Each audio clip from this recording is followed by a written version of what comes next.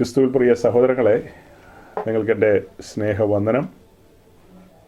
നമ്മൾ സാധാരണ കൂടാറുള്ളതിന് ഒരു ദിവസം മുൻപാണെന്ന് കൂടിയിരിക്കുന്നത്. ഇന്നത്തെ കൂടിവരവിൻ്റെ പിന്നിൽ കഴിഞ്ഞ ദിവസങ്ങളിൽ നമ്മൾ ഉൾപ്പെട്ട് നിൽക്കുന്ന സമൂഹത്തിൻ്റെ നടുവിൽ കേട്ട ചില വാർത്തകളും സംസാരങ്ങളുമൊക്കെ മുൻനിർത്തിക്കൊണ്ട് വിശുദ്ധ തിരുവഴുത്തിൽ നിന്ന് ചില കാര്യങ്ങൾ ചിന്തിക്കാമെന്നാണ് ആഗ്രഹിക്കുന്നത്. ഇക്കഴിഞ്ഞ ദിവസം സോഷ്യൽ മീഡിയയിൽ വളരെ വൈറലായിട്ട് വന്ന ഒരു പിക്ചറുണ്ട്. പെന്തക്കോസ്തിലെ ഒരു തലമുതിർന്ന ശുശ്രൂഷകനും ഒരുപറ്റം ന്യൂ ജനറേഷൻ പെന്തക്കോസ്ത് ഗ്രൂപ്പിൽപ്പെട്ട ആളുകളും ഒക്കെയായിട്ട് കേരളത്തിൻ്റെ മുഖ്യമന്ത്രിയായ ശ്രീമാൻ പിണറായി വിജയൻ്റെ ക്യാമ്പ് സെൻറ്ററിൽ ഇവർ കടന്നു ചെല്ലുകയും അങ്ങനെ അവരുടെ ആവശ്യങ്ങൾ അറിയിക്കുകയും മെമ്മോറാണ്ടം ഒക്കെ കൊടുക്കുകയും ഒക്കെ ചെയ്യുന്ന ആ പിക്ചർ ഇങ്ങനെ സോഷ്യൽ മീഡിയയിൽ വൈറലായിട്ട് വന്നു. ആ സമയത്ത് പലരും അതിനെക്കുറിച്ച് പലവിധമായ അഭിപ്രായങ്ങളൊക്കെ രേഖപ്പെടുത്തി. കാരണം വ്യത്യസ്തമായൊരു കാഴ്ചയായിരുന്നു അത്. അതുകൊണ്ട് സ്വാഭാവികമായും ആളുകൾ പല രീതിയിൽ പ്രതികരിക്കും. എന്നാൽ അതൊക്കെ കഴിഞ്ഞ് അടുത്ത ദിവസം ദൃശ്യ മാധ്യമങ്ങളിലൂടെ കടന്നു വന്ന വാർത്തകളിൽ എല്ലാ ചാനലുകളിലൂടെയും കേട്ട വാർത്തയാണ്, പെന്തക്കോസ്ത് സമൂഹത്തെ സഭയായിട്ട് ഗവൺമെൻറ് അംഗീകരിച്ചിരിക്കുന്നു, അല്ലെങ്കിൽ അംഗീകരിക്കാൻ പോകുന്നോ അങ്ങനെ മറ്റോ. മറ്റ് ക്രൈസ്തവ സമൂഹങ്ങളുടെ ഇടയിലുള്ള എന്തൊക്കെയോ കാര്യങ്ങളെ അംഗീകരിക്കാനായിട്ട് എന്തോ കമ്മീഷന് വെച്ചിരിക്കുന്നു അങ്ങനെയൊക്കെയാണ് അതിൻ്റെ ന്യൂസ് വന്നത്. ശരിക്കും പറഞ്ഞു കഴിഞ്ഞാൽ ഞെട്ടിപ്പോയി. അതായത് ഇന്ന് നമ്മുടെ ദേശം ഭരിക്കുന്ന ഭരണാധികാരികൾ യേശുക്രിസ്തുവിൻ്റെ സഭയെ അംഗീകരിച്ചിരിക്കുന്നു. അങ്ങനെ വരുമ്പോൾ പത്രോസിൻ്റെ ലേഖനത്തിലും യോഹന്നാൻ്റെ സുവിശേഷത്തിലും യോഹന്നാൻ്റെ ലേഖനത്തിലും മറ്റിടങ്ങളിലും ഒക്കെ എഴുതിയിരിക്കുന്ന കാര്യങ്ങളുമായിട്ട് ഒത്തുപോകില്ലല്ലോ എന്നൊരു ചിന്ത വന്നു. അതായത് പത്രോസ് പറയുന്നത് ലോകം തള്ളിയ കല്ലാണ് യേശുക്രിസ്തു എന്ന മൂലക്കല്ല്. ആ കല്ലിനോട് ചേർത്ത് വയ്ക്കുന്ന കല്ലുകളെയും ലോകം തള്ളുമെന്നുള്ളതാണ്. യോഹന്നാൻ്റെ സുവിശേഷം വായിക്കുമ്പോൾ നമ്മൾ അവിടെ കാണുന്നുണ്ട്, ഈ ലോകം എന്നെ പകച്ചു, അത് നിങ്ങളെയും പകയ്ക്കും എന്നാണ് കർത്താവ് പറയുന്നത്. അപ്പോൾ കർത്താവായ യേശുക്രിസ്തുവിനെ ഈ ലോകം പകച്ചെന്നും തൻ്റെ സഭയെയും ആ നിലയിൽ തന്നെയാണ് ലോകം ട്രീറ്റ് ചെയ്യുകയുള്ളൂ എന്നുള്ളതാണ് അതിലൂടെ നമുക്ക് മനസ്സിലാകുന്നത്. ലോകം ഒരിക്കലും തുറന്ന മനസ്സോടുകൂടി അംഗീകാരം കൊടുക്കുമോ? അങ്ങനെ അംഗീകാരം കൊടുക്കില്ല. അങ്ങനെ ഇരിക്കുമ്പോൾ നമ്മുടെ ശുശ്രൂഷകർ അവിടെ അപേക്ഷയുമായൊക്കെ കടന്നുപോയി ഈ കാര്യങ്ങളെ ഭരണാധികാരികളുടെ മുമ്പിൽ വയ്ക്കുകയും അവരിൽ നിന്ന് അങ്ങനെ ഒരു ഔദാര്യം ലഭിക്കുകയൊക്കെ ചെയ്തതിൽ പല നിലകളിൽ ആളുകൾ സന്തോഷം പ്രകടിപ്പിക്കുന്ന കണ്ടു. അപ്പോൾ അതിൽ രസകരമായൊരു കാര്യം എന്നെ ചിന്തിപ്പിച്ചത്, നമ്മളുടെ ഇപ്പോഴത്തെ ഭരണാധികാരി ഏതാണ്ട് 10 വർഷത്തിനടുത്തായി അവിടെ ഇരിക്കുന്നു. അതായത് ഈ കഴിഞ്ഞുപോയ 9 വർഷക്കാലവും നമ്മുടെ ബഹുമാനപ്പെട്ട സഖാവ് ക്രിസ്തീയ സഭയെ അംഗീകരിച്ചില്ല എന്ന് പറയുന്നത് ഒരു പോരായ്മ തന്നെയല്ലേ? നമ്മൾ സാധാരണ പറയുന്നത് പെന്തക്കോസ്ത് എന്ന് പറയുന്നത് അസൽ സഭയാണ്, ദൈവസഭയാണ്. അങ്ങനെയെങ്കിൽ ആ ദൈവസഭയെ കഴിഞ്ഞ 9 വർഷക്കാലവും അദ്ദേഹം അംഗീകരിച്ചില്ലെന്നുള്ളതല്ലേ അതിൻ്റെ അർത്ഥം? അതിലും വലിയ സങ്കടകരമായ കാര്യം എന്തെന്നറിയാവോ? അതായത് നമ്മുടെ സഖാവ് ഭരിക്കാൻ വരുന്നതിന് തൊട്ട് മുമ്പ് നമ്മുടെ ബഹുമാനപ്പെട്ട കുഞ്ഞുഞ്ഞവറുകളാണ് കേരളം ഭരിച്ചുകൊണ്ടിരുന്നത്. ആ സമയത്ത് അദ്ദേഹത്തിന് തോന്നിയില്ല ഈ പറയപ്പെട്ട സമൂഹത്തെ സഭ എന്നുള്ള നിലയിൽ അംഗീകരിക്കാനായിട്ട്. കുഞ്ഞുഞ്ഞെന്ന് പറഞ്ഞാൽ മനസ്സിലായോ? നമ്മുടെ ചാണ്ടിക്കുഞ്ഞിൻ്റെ അപ്പച്ചൻ ഉമ്മച്ചൻ അവറുകൾ, അദ്ദേഹത്തിൻ്റെ കാര്യം ഞാൻ പറഞ്ഞത്. അദ്ദേഹമാണെങ്കിൽ ഒരു ഭക്തനായ സത്യക്രിസ്ത്യാനിയാണെന്നാണ് പൊതുവെ പറയുന്നത്. അദ്ദേഹം പുതുപ്പള്ളി പള്ളിയുടെ ആ വരാന്തയിൽ അവിടെ പോയി കാല് നീട്ടിയൊക്കെ അങ്ങനെ ഇരിക്കുന്ന സമയത്ത്, അതായത് നമ്മുടെ സാക്ഷാൽ ഗീവർഗീസ് അദ്ദേഹത്തോട് പലപ്പോഴും മുഴിഞ്ഞിട്ടുണ്ടാവുമെന്ന എൻ്റെ ഒരു ചിന്ത. അതായത് ഈ പെന്തക്കോസ്തുകാരെന്ന് പറയുന്നവരും സത്യക്രിസ്ത്യാനികളാണ്, നല്ല മനുഷ്യരാണ്. അവരെ എന്തുകൊണ്ട് സഭയായിട്ട് താങ്കൾ അംഗീകരിക്കുന്നില്ല? താങ്കളുടെ ഭരണകാലത്ത് തന്നെ അതിന് ഒരു ഒപ്പിടണമെന്ന് ഗീവർഗീസ് എന്തായാലും പറഞ്ഞു കൊടുത്തു കാണും. പുള്ളി ഒരു മര്യാദക്കാരനല്ലേ? അപ്പോൾ അദ്ദേഹം അതനുസരിച്ചില്ല. ഇപ്പം എന്തായാലും പെട്ടെന്ന് വെപ്രാളമായി ബഹളമായി ഈ സാമൂഹ്യ മാധ്യമങ്ങളിലൂടെയൊക്കെ ഇങ്ങനെയൊക്കെ കണ്ടപ്പോൾ അതിൻ്റെ പ്രഥമ ദൃഷ്ടിയാലുള്ള കേൾവിയുണ്ടല്ലോ. ആ വാർത്ത വായിക്കുന്ന പുള്ളിക്കാരി വലിയ ഒച്ചയിലാണ് വായിക്കുന്നത്. ഉയ്യോ, പെന്തക്കോസ്ത് സമൂഹത്തെ ഗവൺമെൻറ് സഭയായിട്ട് അംഗീകരിച്ചിരിക്കുന്നു എന്ന്. അതാണ് ഞാൻ തുടക്കത്തിലൊരു ഞെട്ടൽ രേഖപ്പെടുത്തിയത്. നമ്മൾ വിചാരിച്ചുകൊണ്ടിരുന്നത് ഇത്രയും നാളും നമ്മൾ സഭയായിരുന്നു എന്നുള്ളതാണ്. അപ്പോൾ ആ വാർത്ത വായിച്ച സഹോദരിയാണ് നമ്മളെ ബോധ്യപ്പെടുത്തിയത്, ഈ കാണായ കാലം മുഴുവൻ നമ്മൾ സഭയല്ലായിരുന്നു, ഇപ്പോൾ ഇതാ നമ്മൾ സഭയാകാൻ പോകുന്നു എന്ന്. ശരിക്കും ഞാൻ പിന്നീട് മനസ്സിലാക്കിയ ഒരു കാര്യം, അത് ശരിയോ തെറ്റോ എന്ന് എനിക്കറിയില്ല, ഈ വാർത്ത വായിച്ച ചാനലുകാരെല്ലാം അത് വളച്ചൊടിച്ചാണ് വായിച്ചതെന്നുള്ളതാണ് കേൾവി. അതങ്ങനെ തന്നെയാണോ അതെയോ വളച്ചിട്ടുണ്ടോ ഒടിച്ചിട്ടുണ്ടോ എന്നൊന്നും എനിക്കറിയില്ല കേട്ടോ. ഇത് സഭയായിട്ട് അംഗീകരിച്ചു എന്നുള്ള ന്യൂസ് നമ്മൾ കേട്ടു. പിന്നീട് വേറെ ചില കോണുകളിൽ നിന്ന് ഇങ്ങനെ പറയുന്നത് കേട്ടു. അതായത് പെന്തക്കോസ്തിലെ തലമുതിർന്ന ശുശ്രൂഷകർ ഗവൺമെൻറ്റിൻ്റെ മുമ്പാകെ കൊടുത്ത മെമ്മോറാണ്ടം അംഗീകരിച്ചുകൊണ്ട് പെന്തക്കോസ്റ്റ് സമൂഹത്തെ പല നിലകളിൽ അംഗീകരിച്ചു, അവരുടെ ആവശ്യങ്ങളെ അംഗീകരിച്ചു, അനുഭാവപൂർവ്വം പരിഗണിക്കാം, അങ്ങനെ നിങ്ങൾ മാറ്റി നിർത്തപ്പെടേണ്ട ആളുകളല്ല, ഗവൺമെൻറ്റുമായി ബന്ധപ്പെട്ട കാര്യങ്ങളിൽ നിങ്ങൾക്ക് ലഭിക്കേണ്ട കാര്യങ്ങളൊക്കെ നിശ്ചയമായി ലഭിക്കും, അതുപോലെ സ്കോളർഷിപ്പുകൾ, മറ്റ് കാര്യങ്ങൾ, പിന്നെ എന്താ പെന്തക്കോസ്റ്റ് സമൂഹം നടത്തുന്ന കൺവെൻഷൻ കാര്യങ്ങൾക്കൊക്കെ മൈക്ക് സാങ്ഷൻ മുതലായ കാര്യങ്ങൾക്കൊക്കെ ഇനി ഫാസ്റ്റ് ട്രാക്കിലൂടെ വളരെ വേഗം തന്നെ അതിനൊക്കെ സാങ്ഷൻ കിട്ടും എന്നൊക്കെയുള്ള കാര്യങ്ങളേ ഉള്ളൂ. അല്ലാതെ സഭയായിട്ട് അംഗീകരിച്ചു എന്നൊക്കെ പറയുന്നത് തെറ്റിദ്ധാരണ പടർത്താനാണെന്നാണ് അങ്ങനെ കുറേ ആളുകൾ പറയാനിടയായത്. എന്തായാലും ഈ പൊതുവെ കേട്ട കാര്യം വെച്ചിട്ട് നമ്മൾ ഒന്ന് പ്രതികരിച്ചിരുന്നു കേട്ടോ. നമ്മൾ പ്രതികരിച്ച രീതി എന്ന് പറയുന്നത് ഈ അപ്പോസ്തലപ്രവൃത്തി 14-ാം അധ്യായത്തിലെ ആ ഒരു സന്ദർഭത്തെ മുൻനിർത്തിക്കൊണ്ടാണ്. അതായത് ലുസ്രായിൽ ചെന്ന് സുവിശേഷം അറിയിച്ച പൗലോസിൻ്റെ കയ്യാൽ അത്ഭുതങ്ങളും അടയാളങ്ങളും ഒക്കെ അവിടെ സംഭവിച്ചു എന്നുള്ളത് നമുക്കറിയാം. പിന്നത്തേതിൽ അവിടെയുള്ള പൊതുസമൂഹം പൗലോസിനെയും ബർണബാസിനെയും ആദരിക്കാൻ തീരുമാനിച്ചു. അങ്ങനെ അവരെ കൂട്ടിക്കൊണ്ട് ഇന്ദ്രക്ഷേത്രത്തിലേക്ക് വരുന്നു.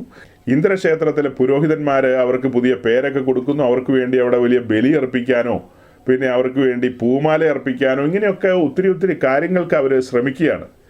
അപ്പോൾ പൗലോസും ബർണബാസും അതിനെ തടയുന്നതായിട്ടാണ് നമ്മൾ കാണുന്നത്. ഞങ്ങൾക്ക് പൂമാലകളൊന്നും വേണ്ട എന്ന് പറഞ്ഞ് അവരതിനെ തിരസ്കരിച്ചു. പക്ഷേ പിന്നത്തേതിൽ അവരുടെ നേരെ മൂളി വരുന്ന കല്ലുകളെയാണ് നമ്മൾ കാണുന്നത്. അങ്ങനെ പൗലോസ് ലുസ്രായുടെ തെരുവിൽ വീണ് കിടക്കുന്ന കാഴ്ചയൊക്കെ നമ്മുടെ മുമ്പിലുണ്ട്. അപ്പോൾ ഈ കാര്യം വെച്ചിട്ട് ഞാനും ഒന്ന് പ്രതികരിച്ചായിരുന്നു. അതായത് നമ്മുടെ ആളുകൾ പൂമാലയ്ക്ക് വേണ്ടിയുള്ള ശ്രമമാണോ എന്നുള്ള നിലയിൽ, അതൊരു സർക്കാസം എന്നുള്ള നിലയിലാണ് നമ്മൾ പറഞ്ഞത്. എന്നാൽ തന്നെയും അതിനകത്തൊരു ആത്മീയ ചിന്തയുണ്ടല്ലോ, ഗംഭീരമായൊരു ആത്മീയ ചിന്തയുണ്ട്. ആ ആത്മീയ ചിന്ത നമ്മുടെ ആളുകൾ ശ്രദ്ധിക്കുമെന്നുള്ള നിലയിലാണ് നമ്മളത് പറഞ്ഞത്. എന്നാൽ എവിടെ നിൽക്കുകയോ ഉള്ള ആളുകളൊക്കെ വന്ന് ഉയ്യോ മുട്ടൻ ചീത്ത പറഞ്ഞു കളഞ്ഞു. അതായത് അവർ ചോദിക്കുന്നത്, ഇപ്പോൾ ഭരിക്കുന്ന മുഖ്യമന്ത്രിയോട് തനിക്ക് എന്താ ഇത്ര പുച്ഛം, അദ്ദേഹം തരുന്ന ഔദാര്യങ്ങളെ വാങ്ങാൻ പാടില്ലേ? അപ്പോൾ അവർ ഏതെങ്കിലും പെന്തക്കോസ്താണോ അതിനി മറ്റെന്തെങ്കിലും കോസാണോ എന്നൊന്നും അറിയില്ല കേട്ടോ, ഒരു പിടിയില്ല. എന്തായാലും ആ ആളുകൾ തെറ്റിദ്ധരിച്ചു. അതായത് ലുസ്രായിലെ പൂമാല എന്നൊക്കെ നമ്മൾ പറയുന്ന ആത്മീയ വിഷയങ്ങളാണ്. അതിനെ ആത്മീയമായി ചിന്തിക്കാൻ കഴിയാത്ത ആളുകൾ പെട്ടെന്നുള്ള ക്ഷോഭത്തിൽ അവർ പെരുമാറിക്കളഞ്ഞു. അത് കഴിഞ്ഞിട്ട് പിന്നീട് നമ്മളിങ്ങനെ നോക്കുമ്പോൾ ചില ഉപദേശിമാരൊക്കെ അവരും കമൻ്റ് ചെയ്തു. അതായത് ചില അതിവിശുദ്ധന്മാരൊക്കെ ഇറങ്ങിയിട്ടുണ്ട്. സർക്കാരിൽ നിന്ന് വിശ്വാസി സമൂഹത്തിന് ലഭിക്കേണ്ടതായ ആദരങ്ങളും കാര്യങ്ങളും ഒക്കെ വരുമ്പോൾ ഇവരെല്ലാം ചുമ്മാ ഇരുന്നങ്ങ് കരയാൻ തുടങ്ങുകയാണ്. അയ്യോ ഞങ്ങൾക്ക് ആദരങ്ങൾ വേണ്ടേ, ഞങ്ങൾക്കൊന്നും വേണ്ടേ എന്ന് പറഞ്ഞ് ഭയങ്കര കരച്ചിലാണെന്നാണ് ആ ഉദ്ദേശിമാർ പറയുന്നത്. അതായത് കഴിഞ്ഞ നാളുകളിൽ നമ്മൾ നമ്മുടെ മെസ്സേജുകളിലൊക്കെ പറയാറുണ്ടല്ലോ, വിശുദ്ധന്മാർ ഈ പൊളിറ്റിക്സിൻ്റെ ഒത്ത നടുവിലേക്ക്, അതായത് ആഴിയെന്നോർത്തിൽ ആഴമാരാഞ്ഞില്ലെന്നൊക്കെ നമ്മൾ പാട്ട് പാടുമല്ലോ, അങ്ങനെ ആഴിയുടെ അഗാധതയിലേക്ക് എടുത്ത് ചാടരുത്. പിന്നെ തിരിച്ചു കയറി വരാൻ വലിയ പാടായിരിക്കും. കാരണം പൊളിറ്റിക്സ് എന്ന് പറയുന്ന ഒരു നീരാളിപ്പിടുത്തം പോലെയാണ്. അതങ്ങനെ നമ്മളെ പിടിച്ചു കഴിഞ്ഞാൽ മുറുക്കെ പിടിക്കും, കൊങ്ങായിക്കും പിടിക്കും, എല്ലായിടത്തും പിടിക്കും. പിടിച്ച് നമ്മളെ വരിഞ്ഞു മുറുക്കി കഴിഞ്ഞാൽ രക്ഷപ്പെട്ട് പുറത്തേക്ക് വരിക എന്ന് പറയുന്നത് എളുപ്പമല്ല. അതൊക്കെ മുന്നിൽ കണ്ടുകൊണ്ടാണ് നമ്മൾ സാധാരണ അങ്ങനെ പറയാറ്. അപ്പോൾ അതിനോടൊക്കെ താല്പര്യമുള്ള ഒത്തിരി ശുശ്രൂഷകരുണ്ട്. അത്തരക്കാർ നമ്മളെയൊക്കെ നോട്ട് ചെയ്ത് വെച്ചിരിക്കുകയാണ്. അവർ അതിവിശുദ്ധന്മാരെന്നൊക്കെയാണ് പേരിട്ടിരിക്കുന്നത്. അപ്പോൾ അങ്ങനെ അതിവിശുദ്ധന്മാർ കരയുകയാണ്, ചുമ്മാ മോങ്ങുകയാണെന്നും അങ്ങനെയൊക്കെ പലതരത്തിലെ ആളുകൾ പറയുന്നത്. ഇപ്പം ഞാൻ ഈ പറഞ്ഞൊക്കെ സാധാരണ ആളുകളല്ല കേട്ടോ പറയുന്നത്, പാസ്റ്റേഴ്സ് എന്ന് പറയുന്ന ആൾക്കാരാണ് അതൊക്കെ പറയുന്നത്. എന്തായാലും നമുക്ക് ഉശിരുള്ള കാലത്തോളം നമുക്ക് പറഞ്ഞുകൊണ്ടിരിക്കാം, വിശുദ്ധന്മാർ ഇങ്ങനെയുള്ള കാര്യങ്ങളിൽ തലയിടരുത്, നമ്മൾ നിശ്ചയമായും പലതിൽ നിന്നും വേർവിട്ടിരിക്കേണ്ടവരാണെന്ന് ഉള്ള കാര്യം നമുക്ക് പറഞ്ഞുകൊണ്ടിരിക്കാം. ആളുകൾ പുച്ഛിക്കുകയോ നിന്ദിക്കുകയോ എന്തെങ്കിലുമൊക്കെ ചെയ്യട്ടെ. ഇതിനെക്കുറിച്ച് വേറൊരു ചിന്ത എൻ്റെ ഉള്ളിൽ വന്നത് എന്താണെന്നറിയാവോ? ഈ അംഗീകാരം കിട്ടി എന്നൊക്കെ പറയുന്ന ഈ കാര്യത്തെക്കുറിച്ച് ചിന്തിച്ചപ്പോൾ മറ്റൊരു ചിന്ത എൻ്റെ ഉള്ളിലൂടെ പോയി. അതായത് ഇപ്പോൾ ഭരിച്ചുകൊണ്ടിരിക്കുന്നവർ പോകാനുള്ള വണ്ടി വരാൻ സമയമായി. വളരെ കുറച്ച് സമയമുള്ളൂ അവരുടെ വണ്ടി വരാനായിട്ട്. തിടുക്കപ്പെട്ട വണ്ടിയിൽ കയറി പോകേണ്ട ആൾക്കാരാണ് അവർ. ഈ സമയത്ത്, ഈ വൈകിയ സമയത്ത് ഞങ്ങൾ അംഗീകാരം തരാമെന്നൊക്കെ പറയുമ്പോൾ തന്നെ ചിന്തിക്കുന്നവരായവർക്ക് ഇങ്ങനെ ചിന്തിക്കാം, അതായത് കുറച്ച് ദിവസങ്ങൾക്ക് ശേഷം പൊതുജനം ഇവരെ അംഗീകരിക്കുമോ ഇല്ലയോ എന്നുള്ളതാണ് ഒരു ചോദ്യചിഹ്നമായിട്ട് നിൽക്കുന്നത്. പെന്തക്കോസ്ത് സമൂഹത്തെ അംഗീകരിക്കാമെന്ന് പറഞ്ഞ ഇപ്പോഴത്തെ ഭരണാധികാരികളെ രാജ്യത്തെ ജനം അംഗീകരിക്കുമോ ഇല്ലയോ എന്നുള്ളത് 2 മാസത്തിനുള്ളിൽ നമുക്കറിയാം. അപ്പോൾ ഈ അംഗീകാരവും തുടർ നടപടികളും എന്നൊക്കെ പറയുന്നത് അത്ര ഈസിയല്ല. കാരണം അതിനകത്ത് ഒത്തിരി ഒപ്പുകൾ ഇടേണ്ടതുണ്ട്. ഒപ്പിടേണ്ട വ്യക്തികളെ ജനം അംഗീകരിച്ചില്ലേ പിന്നെ എങ്ങനെ ഒപ്പിടാൻ പറ്റും? ഇനി അത് കഴിഞ്ഞു വരുന്ന ആളുകൾ ഈ കാര്യങ്ങളെ എങ്ങനെയാണ് പരിഗണിക്കാൻ പോകുന്നത്? അനുഭാവപൂർവമാണോ അല്ലയോ എന്നൊന്നും നമുക്കറിയില്ല. അതെല്ലാം പൊളിറ്റിക്സാണ്. ഞാൻ അതിലെ പൊളിറ്റിക്സിലേക്ക് അധികം കടക്കുന്നില്ല. ഈ പെന്തക്കോസ്ത് സമൂഹത്തെ സർക്കാർ അംഗീകരിച്ചു എന്നുള്ള ന്യൂസ് കേട്ടപ്പോൾ ഒരു ഞെട്ടലുണ്ടായി എന്ന് പറഞ്ഞതുപോലെ തന്നെ ഒരു ഞെട്ടലായിരുന്നു അതിന് മുൻപുള്ള ആ പിക്ചർ കണ്ടത്.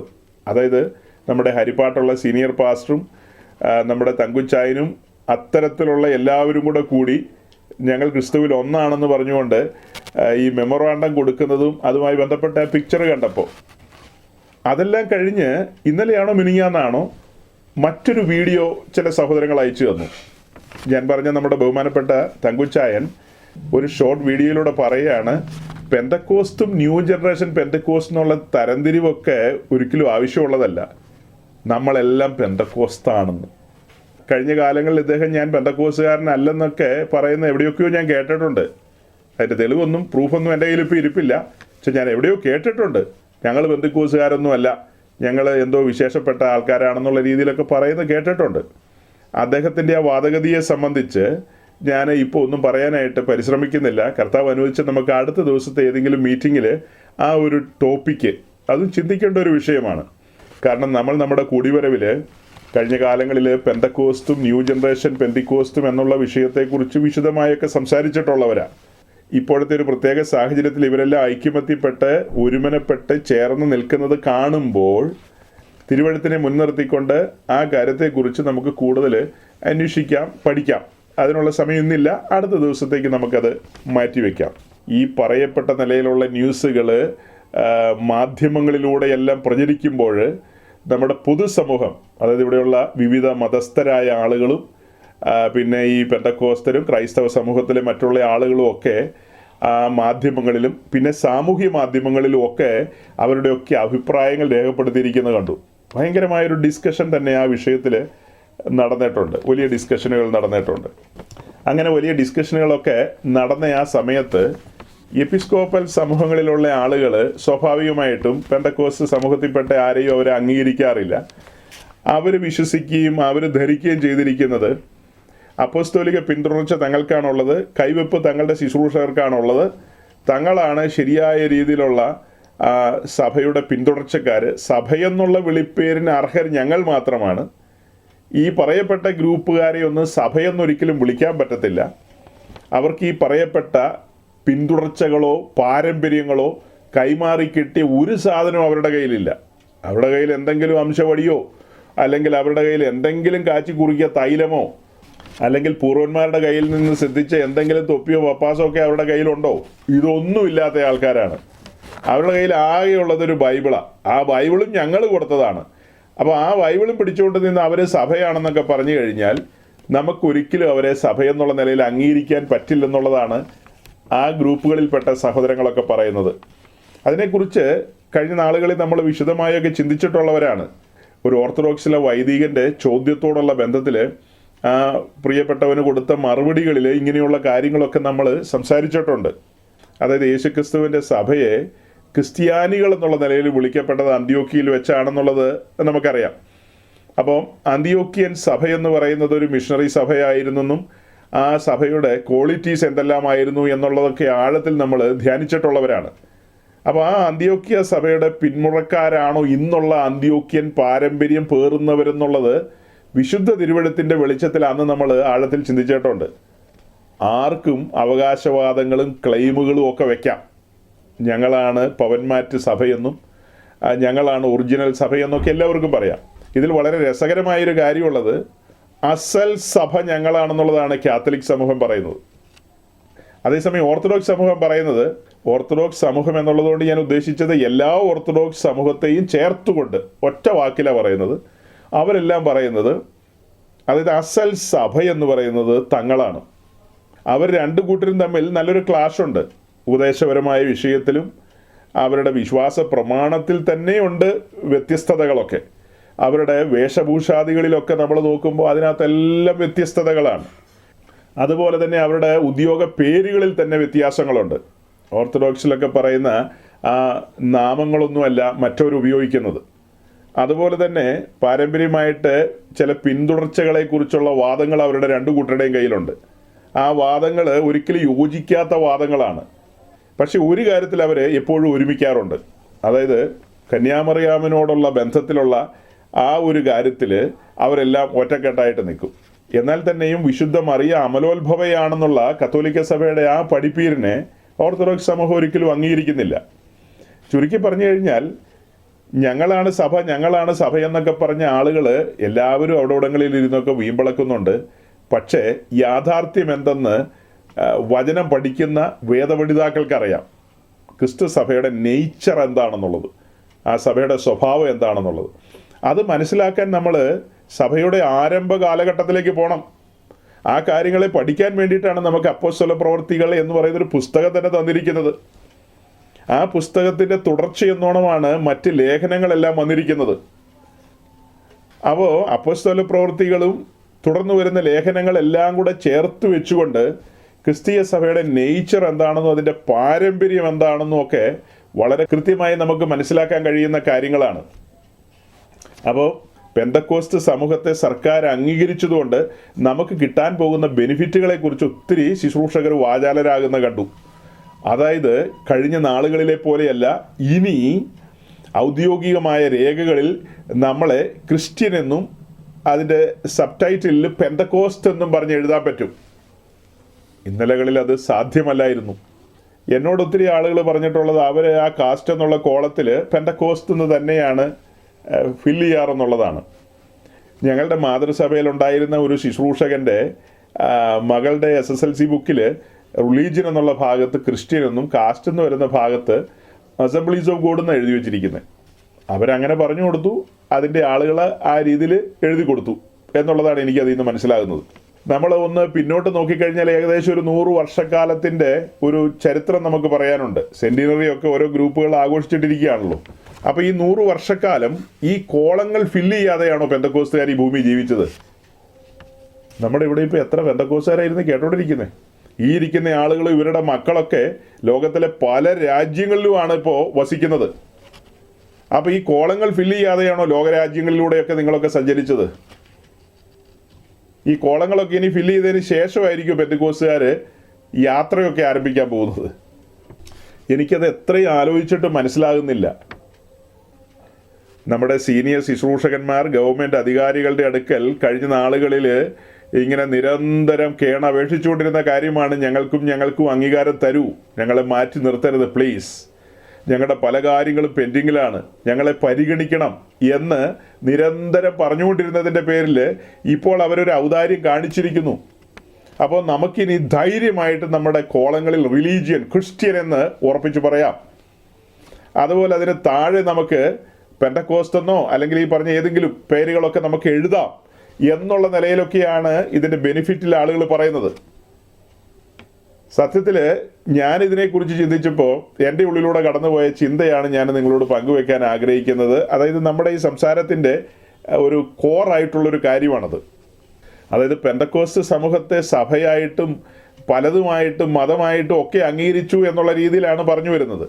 ശരിക്കും നമ്മുടെ ശുശ്രൂഷകർ ഉത്തരവാദിത്തപ്പെട്ട ഭരണാധികാരികളുടെ അടുക്കൽ ചെന്ന് മെമ്മോറാണ്ടം കൊടുക്കേണ്ടത്, ഞങ്ങളെ ഈ മതത്തിൽ നിന്ന് റിലീസ് ചെയ്യണം, ഞങ്ങൾക്ക് മതത്തിൻ്റെ പദവി വേണ്ട എന്ന നിലയിലല്ലേ നമ്മുടെ ശുശ്രൂഷകര് മെമ്മോറാണ്ടം കൊടുക്കേണ്ടത്?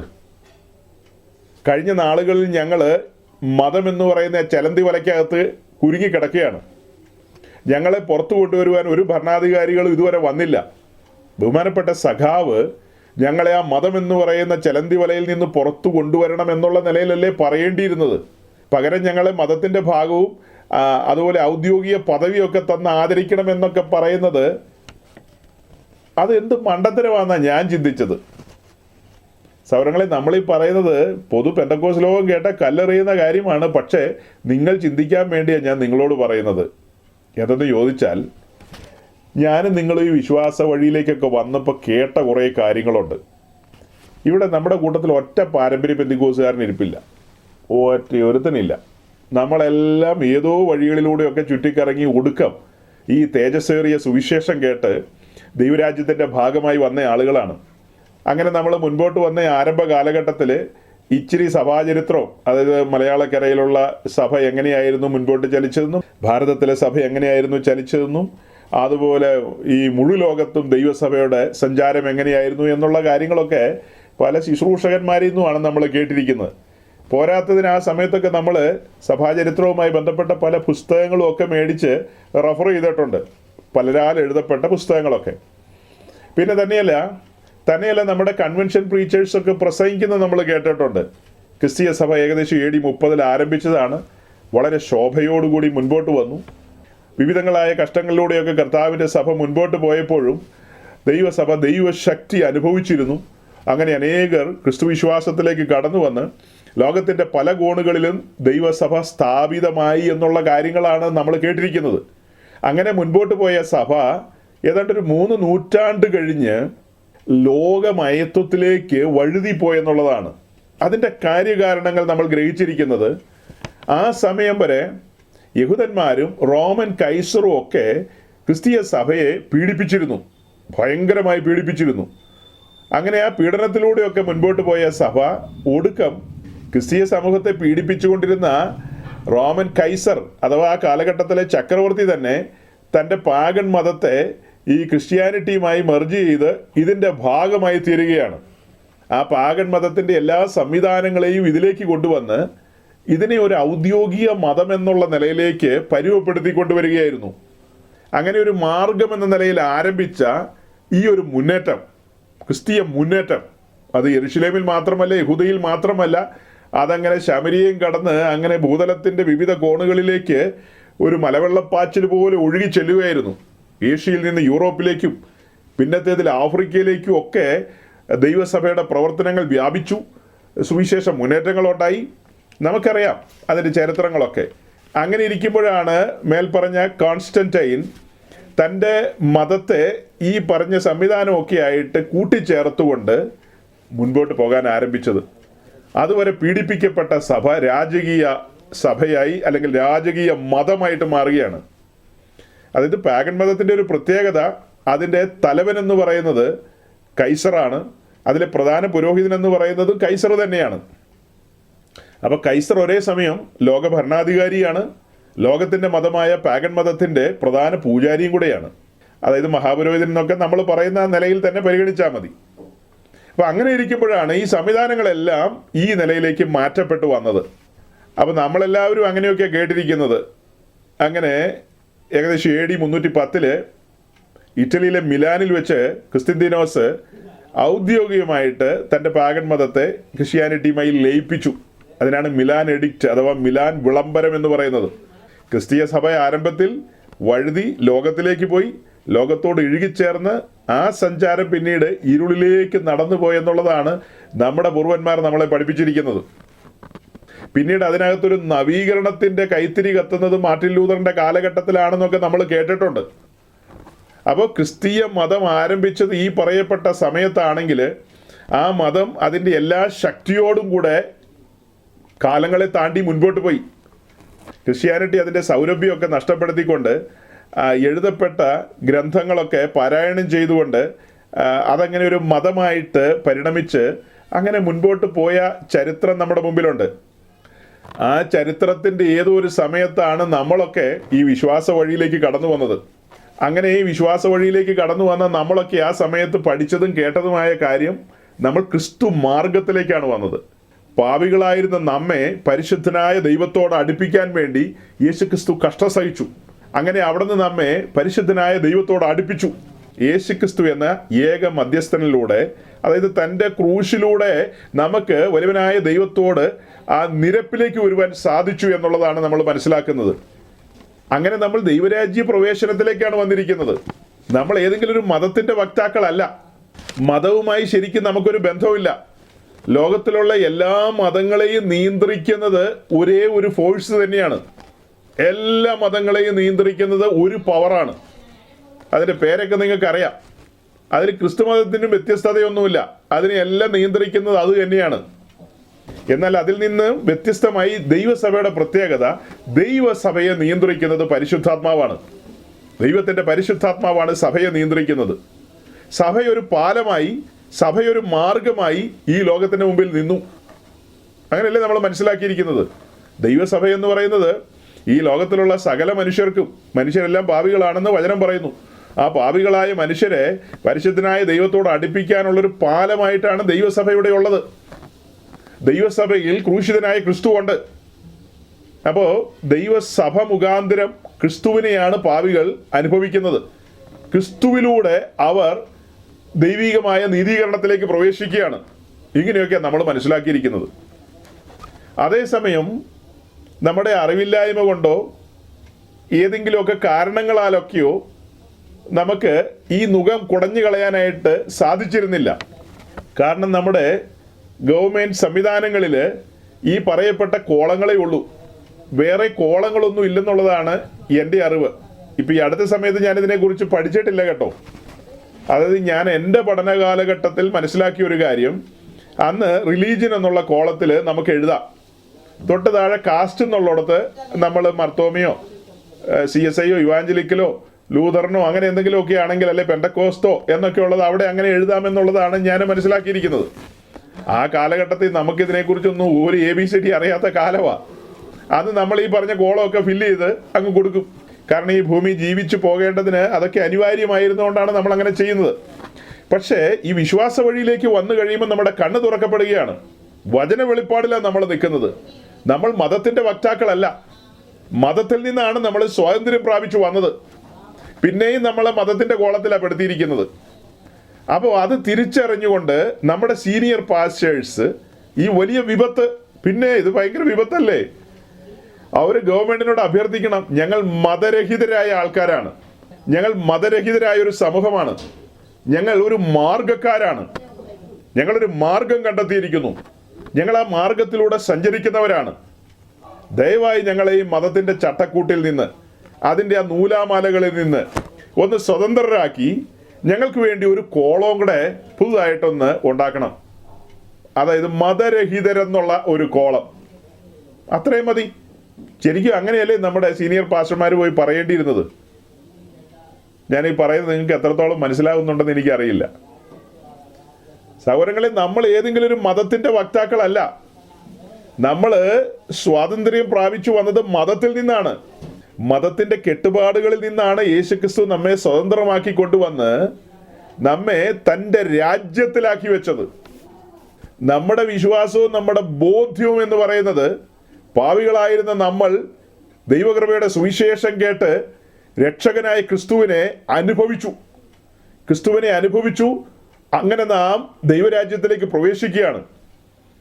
സകല സത്യത്തിലും വഴി നടത്തുന്ന പരിശുദ്ധാത്മാവ് നമുക്ക് ബോധ്യം നൽകുകയാണ്. നമ്മെ രക്ഷിച്ച ക്രിസ്തുവിനോട് ചേരേണ്ടതുണ്ട്. അതിന് വിശ്വാസ സ്നാനത്തിന് ഇറങ്ങിത്തിരിക്കുക എന്നുള്ള ബോധ്യം. അങ്ങനെ വിശ്വാസ സ്നാനത്തിൽ നമ്മൾ ക്രിസ്തുവിനോട് ചേർന്നു. നമ്മുടെ ക്രിസ്തീയ ജീവിതം അവിടെ ആരംഭിക്കുകയാണ്. അങ്ങനെ നമ്മൾ ഇതുവരെ ദൈവത്തിൻ്റെ ആത്മാവിൻ്റെ നടത്തിപ്പിൽ മുൻപോട്ട് വന്ന മനുഷ്യരാണ്. നമ്മൾ വിശുദ്ധ തിരുവെഴുത്തിൽ നിന്ന് മനസ്സിലാക്കിയത്, നമ്മൾ രക്ഷിക്കപ്പെട്ടപ്പോൾ ദൈവസഭയുടെ പണിയുടെ ഭാഗമായി തീർന്നെന്നുള്ളതാണ്. രക്ഷിക്കപ്പെടുന്നവരെ ദിനംപ്രതി സഭയുടെ ഭാഗമാക്കുമെന്നുള്ളതാണ് നമ്മൾ ഉറച്ചു വിശ്വസിക്കുന്നത്. അത് നമ്മുടെ വിശ്വാസവും ബോധ്യമാണ്. അതിന് പ്രത്യേകിച്ച് ആരുടെയെങ്കിലും അംഗീകാരമൊന്നും വേണമെന്ന് എനിക്ക് തോന്നുന്നില്ല.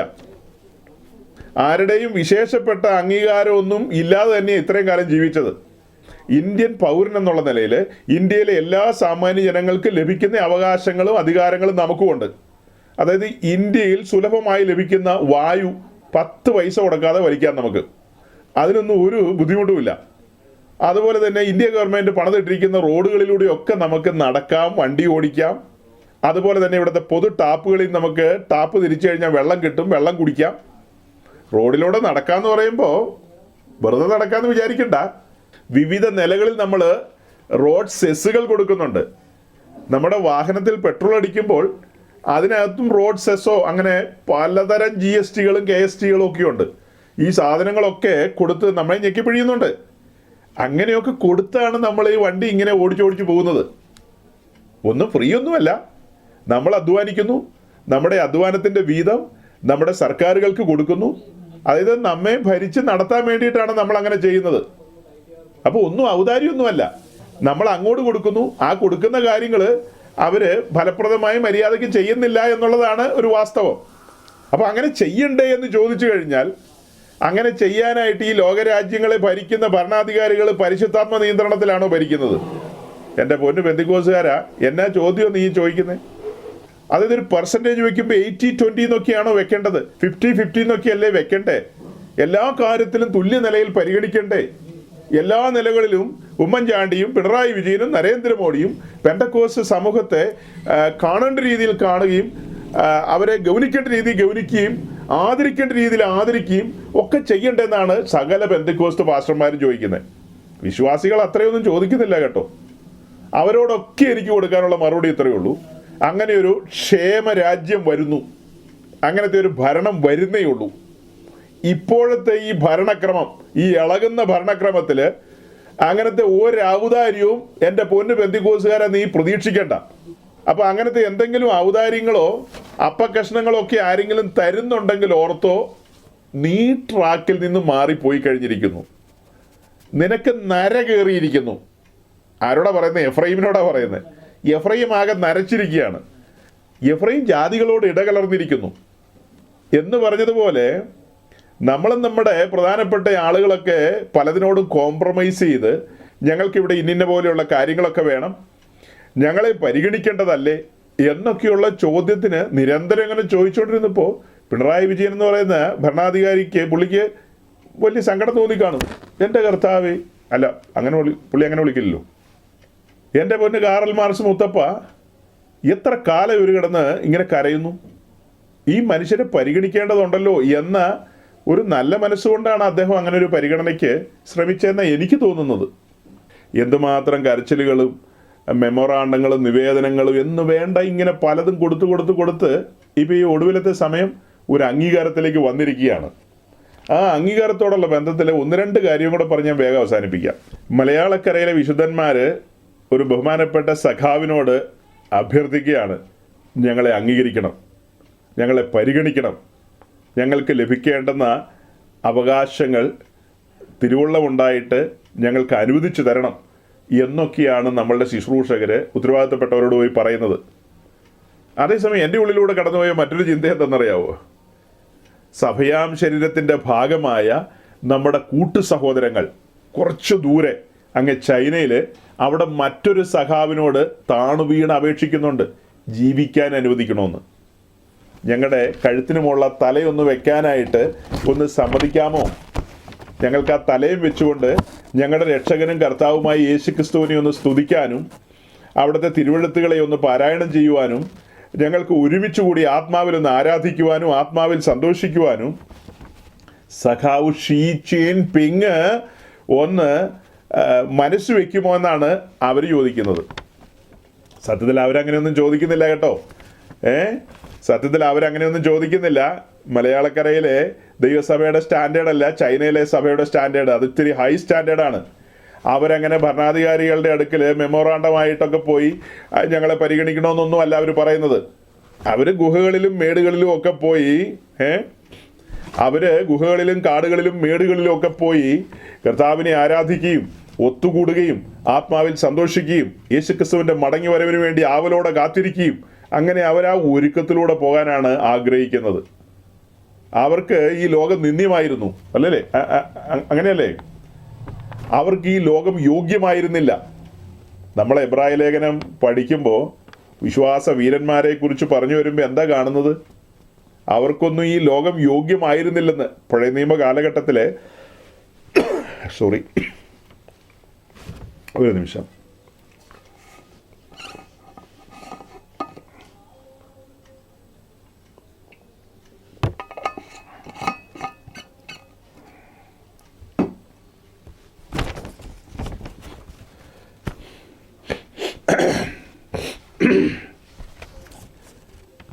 പഴയ നിയമ കാലഘട്ടത്തിലെ ഭക്തന്മാർക്ക് ഈ ലോകം യോഗ്യമായിരുന്നില്ല എന്ന് പറയുമ്പോൾ, ഈ കാലഘട്ടത്തിലെ വചനവെളിപ്പാട് ലഭിക്കപ്പെട്ടു എന്ന് പറയുന്ന ആളുകൾക്ക് ഈ ലോകവും ഇതിലെ സംവിധാനങ്ങളും ഒക്കെ എങ്ങനെയാ സഹോദരങ്ങളെ യോഗ്യമായി തീരുന്നത്? ചില നിമിഷങ്ങൾക്ക് മുമ്പ് പറഞ്ഞ ചൈനയിലെ വിശുദ്ധന്മാരോടൊരു ഐക്യദാർഢ്യം എന്നുള്ള നിലയിൽ, ചൈനയിൽ മാത്രമല്ല, നോർത്ത് കൊറിയയിലാകട്ടെ, അതുപോലെ സൗദിയിലാകട്ടെ, അതുപോലെ പല രാജ്യങ്ങളിലാകട്ടെ, ക്രൈസ്തവ സഭയ്ക്ക് അങ്ങനെ നിവർന്നു നിന്നുകൊണ്ട് ഞങ്ങൾക്ക് അംഗീകാരം വേണം, ഞങ്ങൾക്ക് ലഭിക്കേണ്ടത് കൃത്യമായി തരണം, 50-50 ആണെങ്കിൽ 50-50 തന്നെ ഞങ്ങൾക്ക് വേണം എന്നൊക്കെ പറഞ്ഞ് ഈ പറഞ്ഞ രാജ്യങ്ങളിലൊക്കെ പറയാനായിട്ട് അവർക്ക് സാധിക്കുമോ? അവിടെയുള്ള സഹോദരങ്ങളും നമ്മുടെ കൂട്ടു സഹോദരങ്ങളാണ്, നമ്മൾ കണ്ടിട്ടില്ലെന്നേ ഉള്ളൂ. കാഹളം ധ്വനിക്കും പിന്നത്തേതിൽ നമ്മൾ ഒത്തുചേരുന്ന നിമിഷമുണ്ടല്ലോ, സഭയാം ശരീരം അത് ഒന്നായി തീർന്ന് കർത്താവിൻ്റെ മുമ്പാകെ വെളിപ്പെടുന്നൊരു സമയമില്ലേ? ആ സമയത്ത് ഈ പറയുന്ന ഭക്തന്മാരൊക്കെ അവകാശങ്ങളും അധികാരങ്ങളും അവർക്ക് ലഭിക്കേണ്ട ന്യായമായ കാര്യങ്ങളും ഒന്നും ലഭിക്കാതെ ഈ ഭൂമിയിൽ നിന്ന് മാറ്റപ്പെട്ട് വരുന്നവരല്ലേ അവരും. അതേസമയം നമ്മളിവിടെ ഭരണാധികാരികളുടെ മുമ്പിൽ ന്യായമായ അവകാശങ്ങൾക്ക് വേണ്ടി വീറോടെ വാദിച്ച ആളുകൾ, അങ്ങനെ അവകാശങ്ങൾ നേടിയെടുത്ത ആളുകൾ. കൊള്ളാം, നമ്മുടെ ഇത്രയും കാലത്തെ അപേക്ഷയെ ഗവൺമെൻറ് അംഗീകരിച്ചു മാനിച്ചു എന്നല്ലേ പറഞ്ഞു വരുന്നത്. നമ്മളിതിങ്ങനെ പറയുമ്പോൾ നമ്മുടെ സമൂഹത്തിലുള്ള ഒത്തിരി ആളുകൾ, നല്ല പരിജ്ഞാനമൊക്കെ ഉള്ള ആളുകൾ, അവരിത് കേൾക്കുമ്പോൾ തന്നെ പുച്ഛിച്ചിട്ട് പറയാൻ പോകുന്ന എന്തായിരിക്കും എന്നറിയാവോ? നമ്മൾ ഈ ലോകത്ത് ജീവിക്കുമ്പോൾ ഈ ലോകത്തിൻ്റെ ക്രമങ്ങളിൽ അതിലെല്ലാം പങ്കാളിത്തം വഹിക്കേണ്ടതെന്നുള്ള നിലയിലാണ്. നമ്മളെ സംബന്ധിച്ച് നമുക്ക് മനസ്സിലായ കാര്യം എന്താ? നമ്മൾ ഇന്ത്യ മഹാരാജ്യത്ത് ജീവിക്കുമ്പോൾ ഈ രാജ്യത്തിൻ്റെ ഭരണാധികാരികൾ തങ്ങളുടെ പൗരന്മാർക്ക് വേണ്ടി ഒരുക്കുന്ന എല്ലാ കാര്യങ്ങളും നമുക്കും അവകാശപ്പെട്ടതാണ്. നമ്മൾ KSRTC ബസ്സിൽ കയറാൻ ചെല്ലുമ്പോൾ അവർ പറയും, പെന്തിക്കോസുകാരാ കയറണ്ട, നിങ്ങൾ വല്ല ദൂതന്മാരുടെ സഹായം അഭ്യർത്ഥിക്കുക, നിങ്ങൾ ബസ്സിലൊന്നും പോകേണ്ട ആൾക്കാരല്ലെന്ന് അങ്ങനെ ആരെങ്കിലും പറയുമോ? അപ്പോൾ ഇവിടുത്തെ ഈ സംവിധാനങ്ങളൊക്കെ നമ്മൾ പ്രയോജനപ്പെടുത്തുക, എല്ലാം പ്രയോജനപ്പെടുത്തുക, മുന്നോട്ട് പോവുക. അതല്ലാതെ നമ്മൾ അംഗീകാരത്തിന് വേണ്ടി ഭരണത്തിൽ പങ്കാളിത്തം വേണമെന്നും കോർപ്പറേഷനിലും ഞങ്ങളുടെ ആളുകൾ വേണമെന്നൊക്കെ പറഞ്ഞ് ഈ മെമ്മോറാണ്ടൊക്കെ കൊടുക്കാൻ പോകുമ്പോൾ എൻ്റെ ചിന്ത പോകുന്നത് ക്രിസ്തീയ സഭയുടെ ആരംഭ സമയത്തിലേക്കാണ്. ക്രിസ്തീയ സഭയുടെ ആരംഭ കാലഘട്ടത്തിൽ നമ്മുടെ അപ്പോസ്തലന്മാർ അന്നത്തെ ഭരണാധികാരികളായിരുന്ന കൈസറുടെ മുമ്പാകെ ചെന്നിട്ട് മെമ്മോറാണ്ടം കൊടുത്തു കാണുമോ? ഒരു മെമ്മോറാണ്ടം കൊടുത്തിട്ട് ഞങ്ങൾക്കും ഭരണത്തിൽ പങ്കാളിത്തം വേണം, അതുമാത്രമല്ല സർക്കാരിൻ്റെതായ ആനുകൂല്യങ്ങൾ യഹൂദന്മാർക്ക് കൊടുക്കുന്നുണ്ടല്ലോ പല കാര്യങ്ങളും, അതുപോലെ തന്നെ മറ്റു പലർക്കും ഒക്കെ കൊടുക്കുന്നുണ്ട്, ആ കാര്യങ്ങളൊക്കെ ഞങ്ങൾക്കും അവകാശപ്പെട്ടതാണ്, ഞങ്ങൾ രണ്ടാം തരം പൗരന്മാരല്ല. യഹൂദന്മാർ വളരെ സ്വാതന്ത്ര്യത്തോടു കൂടിയല്ലേ യെരുശലേം ദേവാലയത്തിൽ പോയി അവിടെ യാഗം അർപ്പിക്കുന്നത്. ഞങ്ങൾ ഒളിച്ചും പാത്തും കണ്ട ഗുഹകളിലൊക്കെ പോയിരുന്നിട്ടാണ് പാട്ട് പാടുന്നത്. ഞങ്ങൾക്ക് ആരാധനാ സ്വാതന്ത്ര്യമില്ലേ? സെക്ഷൻ 25 അനുസരിച്ച് ആ സ്വാതന്ത്ര്യം ഞങ്ങൾക്കും തരണമെന്ന് പറഞ്ഞ് അപ്പോസ്തലന്മാർ മെമ്മോറാണ്ടമായിട്ടോ അല്ലെങ്കിൽ ധർണയായിട്ടോ കൈസറുടെ മുമ്പാകെ പോയതായിട്ട് ചരിത്രത്തിലുണ്ടോ? അങ്ങനെയൊന്നും ചരിത്രത്തിലില്ല സഹോദരങ്ങളെ. ക്രിസ്തീയ സഭയെ സംബന്ധിച്ച് ആ സഭയ്ക്കൊരു ബോധ്യമുണ്ട്. അതിൻ്റെ ഉടമസ്ഥൻ എന്ന് പറയുന്നത് യേശുക്രിസ്തുവാണ്. യേശുക്രിസ്തു സഭയോട് പറഞ്ഞിരിക്കുന്ന കാര്യം ഇത്രയേ ഉള്ളൂ, ലോകത്തിൽ പല ഭരണാധികാരികളൊക്കെ ഉണ്ടായിരിക്കും, പക്ഷെ ഞാനോ ലോകാവസാനത്തോളം എല്ലാ നാളും നിങ്ങളോട് കൂടെ ഇരിക്കും, നിങ്ങളുടെ ആവശ്യങ്ങളിലെല്ലാം ഞാൻ മതിയായവനാണ്, നിങ്ങളുടെ ഏത് ആവശ്യത്തിലും ഞാൻ മതിയായവനാണ്, ഞാൻ നിങ്ങളെ നടത്തും. അല്ലേ? ആ വാക്കുകളെ വിശ്വസിച്ചുകൊണ്ടാണ് ക്രൈസ്തവ സഭ ആദ്യ 3 നൂറ്റാണ്ടിൽ മുന്നോട്ട് പോയത്. ആ ആദ്യ നൂറ്റാണ്ടിൽ ജയകരമായി നടത്തിയില്ലേ? അങ്ങനെ മുൻപോട്ട് പോയ കാലഘട്ടത്തിൽ യാക്കോബിൻ്റെ കഴുത്തുപോയി, സ്തേഫാനോസ് രക്തസാക്ഷിയായി, അങ്ങനെ അസംഖ്യം സഹോദരീ സഹോദരന്മാർ രക്തസാക്ഷികളായി തീർന്നിട്ടുണ്ട് ആ കാലഘട്ടത്തിൽ. ഞാനോ ലോകാവസാനത്തോളം എല്ലാ നാളും നിങ്ങളോട് കൂടെ ഉണ്ടെന്ന് പറഞ്ഞ കർത്താവ് കൂടെ ഉള്ളപ്പോൾ തന്നെയാണ് യാക്കോബിൻ്റെ കഴുത്തിലൂടെ വാള് കടന്നുപോയത്. അപ്പോൾ എന്നാ കർത്താവ് കൂടെ ഇല്ലായിരുന്നോ? ഞാനോ ലോകാവസാനത്തോളം എല്ലാ നാളും നിങ്ങളോട് കൂടെ ഉണ്ടെന്ന് പറഞ്ഞ കർത്താവ് സ്തെഫാനോസിനോട് കൂടെ ഉണ്ടായിരുന്നില്ലേ? കല്ലേറ് കൊണ്ട് വീഴുമ്പോൾ താൻ ദൈവസാന്നിധ്യം അനുഭവിച്ചില്ലേ? താൻ ആ ദൈവിക ദർശനത്തിലേക്കല്ലേ വന്നത്? സഹോദരങ്ങളൊന്ന് ചിന്തിച്ചു നോക്കിയേ. ക്രിസ്തീയ സഭ അതിൻ്റെ വെളിപ്പാടിൽ നിന്ന് അകന്നുപോയി സഹോദരങ്ങളെ. കാതലായ കാര്യത്തിലേക്കാണ് നമ്മൾ പറഞ്ഞു വരുന്നത്. ക്രിസ്തീയ സഭ അതിൻ്റെ വെളിപ്പാടിൽ നിന്ന് അകന്നുപോയി. അതിൻ്റെ ആശ്രയബോധം മാറിപ്പോയി. അവർ മനുഷ്യരിലും രഥങ്ങളിലും ഒക്കെ ആശ്രയിക്കാൻ ആരംഭിച്ചു. അവർ ദൈവത്തിൽ ആശ്രയിച്ച് മുൻപോട്ട് പോകേണ്ടതിന് പകരം അധികാരികളുമായിട്ടുള്ള ചങ്ങാത്തത്തിന്, ഒരു പ്രത്യേകതരം ചങ്ങാത്തമുണ്ട് അല്ലേ? കമ്മ്യൂണിസ്റ്റുകാരുടെ ഭാഷയിൽ പറഞ്ഞാൽ ചങ്ങാത്ത മുതലാളിത്തന്നോ അങ്ങനെ എന്തൊരു ഭാഷയൊക്കെ അവർ ഉപയോഗിക്കും. അങ്ങനത്തെ ഒത്തിരി ഭാഷ അവർക്കുണ്ട്. എന്ന് പറഞ്ഞതുപോലെ നമ്മളുടെ സമൂഹം ഈ പറയപ്പെട്ട നിലയിൽ നിന്ന് എത്രയോ അകന്നുപോയി. ഇവിടെ ഒരു വലിയ ചോദ്യം വരുന്നത്, കർത്താവ് തൻ്റെ സഭയോട് പറയാണ്, നിങ്ങളുടെ എല്ലാ കാര്യത്തിലും ഞാൻ മതിയായവനാണ്, നിങ്ങളെ വഴി നടത്തും നിശ്ചയമായും എല്ലാ കാര്യത്തിലും എന്ന് പറഞ്ഞിട്ടുണ്ട്. നമുക്ക് ഏതെങ്കിലും കാര്യത്തിൽ പോരായ്മ തോന്നുന്നുണ്ടെങ്കിൽ ആ പോരായ്മകളെ പരിഹരിക്കേണ്ടത് നമ്മെ വിളിച്ചിറക്കിയ നമ്മുടെ ദൈവമല്ലേ അത് പരിഹരിക്കേണ്ടത്. അപ്പോൾ നമ്മൾ വാക്കും ഭാഷണവും കൂടാതെ ദൈവത്തോട് പറയുന്നത്, നീ അങ്ങനെയൊക്കെ അന്ന് പറഞ്ഞെങ്കിലും നീ അത്രയും ഞങ്ങളുടെ കാര്യത്തിൽ ഉത്സുകനല്ലെന്ന് ഞങ്ങൾ മനസ്സിലാക്കി. ഞങ്ങൾ അതുകൊണ്ട് ഞങ്ങളുടെ ഭരണാധികാരികളോട് ഞങ്ങളെ സഹായിക്കണമെന്ന് ഞങ്ങൾ അഭ്യർത്ഥിക്കുകയാണ്. ഞങ്ങളുടെ കാര്യത്തിൽ ഒരു കരുതൽ വേണം, ഞങ്ങൾക്ക് വേണ്ടുന്ന അവകാശങ്ങളെല്ലാം തരണം എന്ന് ഞങ്ങൾ അവരോട് പറയുന്നതിൽ എന്താ തെറ്റെന്നാണ് അവർ ചോദിക്കുന്നത്. അതേസമയം നമ്മുടെ പൂർവന്മാരായ അപ്പോസ്തലന്മാർ, പിന്നത്തേതിൽ മലയാളക്കരയിലെ പെന്തക്കോസ്തിൻ്റെ പൂർവന്മാർ ഈ വിശ്വാസ സത്യങ്ങളൊക്കെ വെളിപ്പെട്ട് കിട്ടിയപ്പോൾ അവർ ഏതെങ്കിലും ഭരണാധികാരികളോട് പോയി പറഞ്ഞോ, അതെ ഞങ്ങളും ഇങ്ങനെ പെന്തക്കോസ്ത് അനുഭവത്തിലേക്കൊക്കെ പോയി എന്ന് കരുതി ഞങ്ങൾക്ക് ലഭിക്കേണ്ടതായ ന്യായമായ അവകാശങ്ങൾ, ഷെയറുകൾ അതൊന്നും ലഭിക്കുന്നില്ല, ഗവൺമെൻറ് അതിനകത്തൊക്കെ ഒന്ന് ശ്രദ്ധിക്കണം, ഞങ്ങൾക്ക് വേണ്ടി സംസാരിക്കണം എന്നെല്ലാം കംപ്ലൈൻറ്റ് പറയാൻ അവർ പോയോ? നിങ്ങൾ ഓർത്ത് നോക്കിയേ. ആദ്യകാലത്ത് ഈ വിശ്വാസ വഴിയിലേക്ക് ഇറങ്ങിത്തിരിച്ച ആളുകളെ സമൂഹം ആദരിച്ചിരുന്നില്ല. കല്യാണങ്ങൾക്ക് പോലും വിളിക്കില്ലായിരുന്നു. ഇനി അഥവാ കല്യാണങ്ങൾക്ക് വിളിച്ച് പന്തിയിൽ ഇരിക്കുകയാണെങ്കിൽ അവരുടെ മുമ്പിൽ ഇല പോലും ഇടില്ലായിരുന്നു. പക്ഷേ ആ കാലഘട്ടത്തിലെ ആത്മീയ സന്തോഷം ഒന്ന് വേറെയായിരുന്നു. ആ കാലഘട്ടത്തിൽ അവരനുഭവിച്ച ദൈവശക്തി ഒന്ന് വേറെയായിരുന്നു. നമ്മൾ ഓർക്കേണ്ട ഒരു കാര്യം, നമ്മുടെ ശുശ്രൂഷകന്മാരുടെ ഉള്ളിൽ ഒരു ഹൃദയത്തകർച്ച ഉണ്ടാകേണ്ട വിഷയം എന്താ? ഈ കാലഘട്ടത്തിൽ ആത്മാക്കൾ വിടുവിക്കപ്പെടുന്നുണ്ടോ ഇല്ലയോ? പല സഭകളെയും കുറിച്ച് എനിക്കറിയാം. അവിടെ 10, 15, 20, 25 വർഷമായി സ്നാനങ്ങൾ നടന്നിട്ട്, ഇതിനിടയിൽ ചില സ്നാനങ്ങൾ നടന്നത് അവരുടെ പിള്ളേർ വളർന്നു വന്നപ്പോൾ ആ പിള്ളേരെ ഒന്ന് സ്നാനപ്പെടുത്തി കൊണ്ടുപോകുന്നു എന്നുള്ളതല്ലാതെ പുതുതായിട്ട് ആളുകൾ ഈ സത്യമാർഗത്തിലേക്ക് വരുന്നത് കുറഞ്ഞുപോയി. നമ്മുടെ ഇടയിൽ ക്രൂശിക്കപ്പെട്ടവനായി ക്രിസ്തുവിനെ പ്രസംഗിക്കുന്നത് എത്രത്തോളമാണ്? നമ്മുടെ ഇടയിൽ ഒരു കാലത്ത് ക്രൂശിക്കപ്പെട്ടവനായ ക്രിസ്തുവിനെയാണ് പ്രസംഗിച്ചത്. ക്രൂശ് വഴിയല്ലാതെ ഒരു പാപിക്ക് പരിശുദ്ധനായ ദൈവത്തോട് അടുക്കാൻ കഴിയില്ല എന്നുള്ളതായിരുന്നു നമ്മുടെ രീതി. അതായിരുന്നു നമ്മുടെ രീതി. എന്നാൽ കാലങ്ങൾ കഴിഞ്ഞു പോയപ്പോൾ നമ്മൾ വിടുതലിൻ്റെ സന്ദേശങ്ങളും പിന്നെ മറ്റു പല സന്ദേശങ്ങളും ഒക്കെയായിട്ട് ആളുകളെ കയ്യിലെടുക്കുന്ന പലതരം ഗിമിക്കുകളുമായിട്ടാണ് ഇറങ്ങിത്തിരിച്ചിരിക്കുന്നത്. അങ്ങനെ രംഗത്ത് വരുന്ന ആളുകൾ ആത്മാവിൽ വളരുന്നില്ല. അവരൊരു നിർജീവരായിട്ട് ഇങ്ങനെ ഒരു സിസ്റ്റത്തിൻ്റെ ഭാഗമായിട്ട് പോകുന്നു എന്നേ ഉള്ളൂ. എന്നാൽ ന്യൂ ജനറേഷൻ പെന്തിക്കോസ്റ്റിലേക്ക് ധാരാളം ഒഴുക്കുണ്ട്. അവിടേക്കുള്ള ഒഴുക്കിൻ്റെ കാരണം നമ്മുടെ തങ്കുച്ചായൻ്റെ ആ ആശയത്തിന് നമ്മൾ ഒരു വിശദീകരണം കൊടുക്കാനായിട്ട് അടുത്ത ദിവസം ശ്രമിക്കുന്നുണ്ടെന്ന് പറഞ്ഞല്ലോ.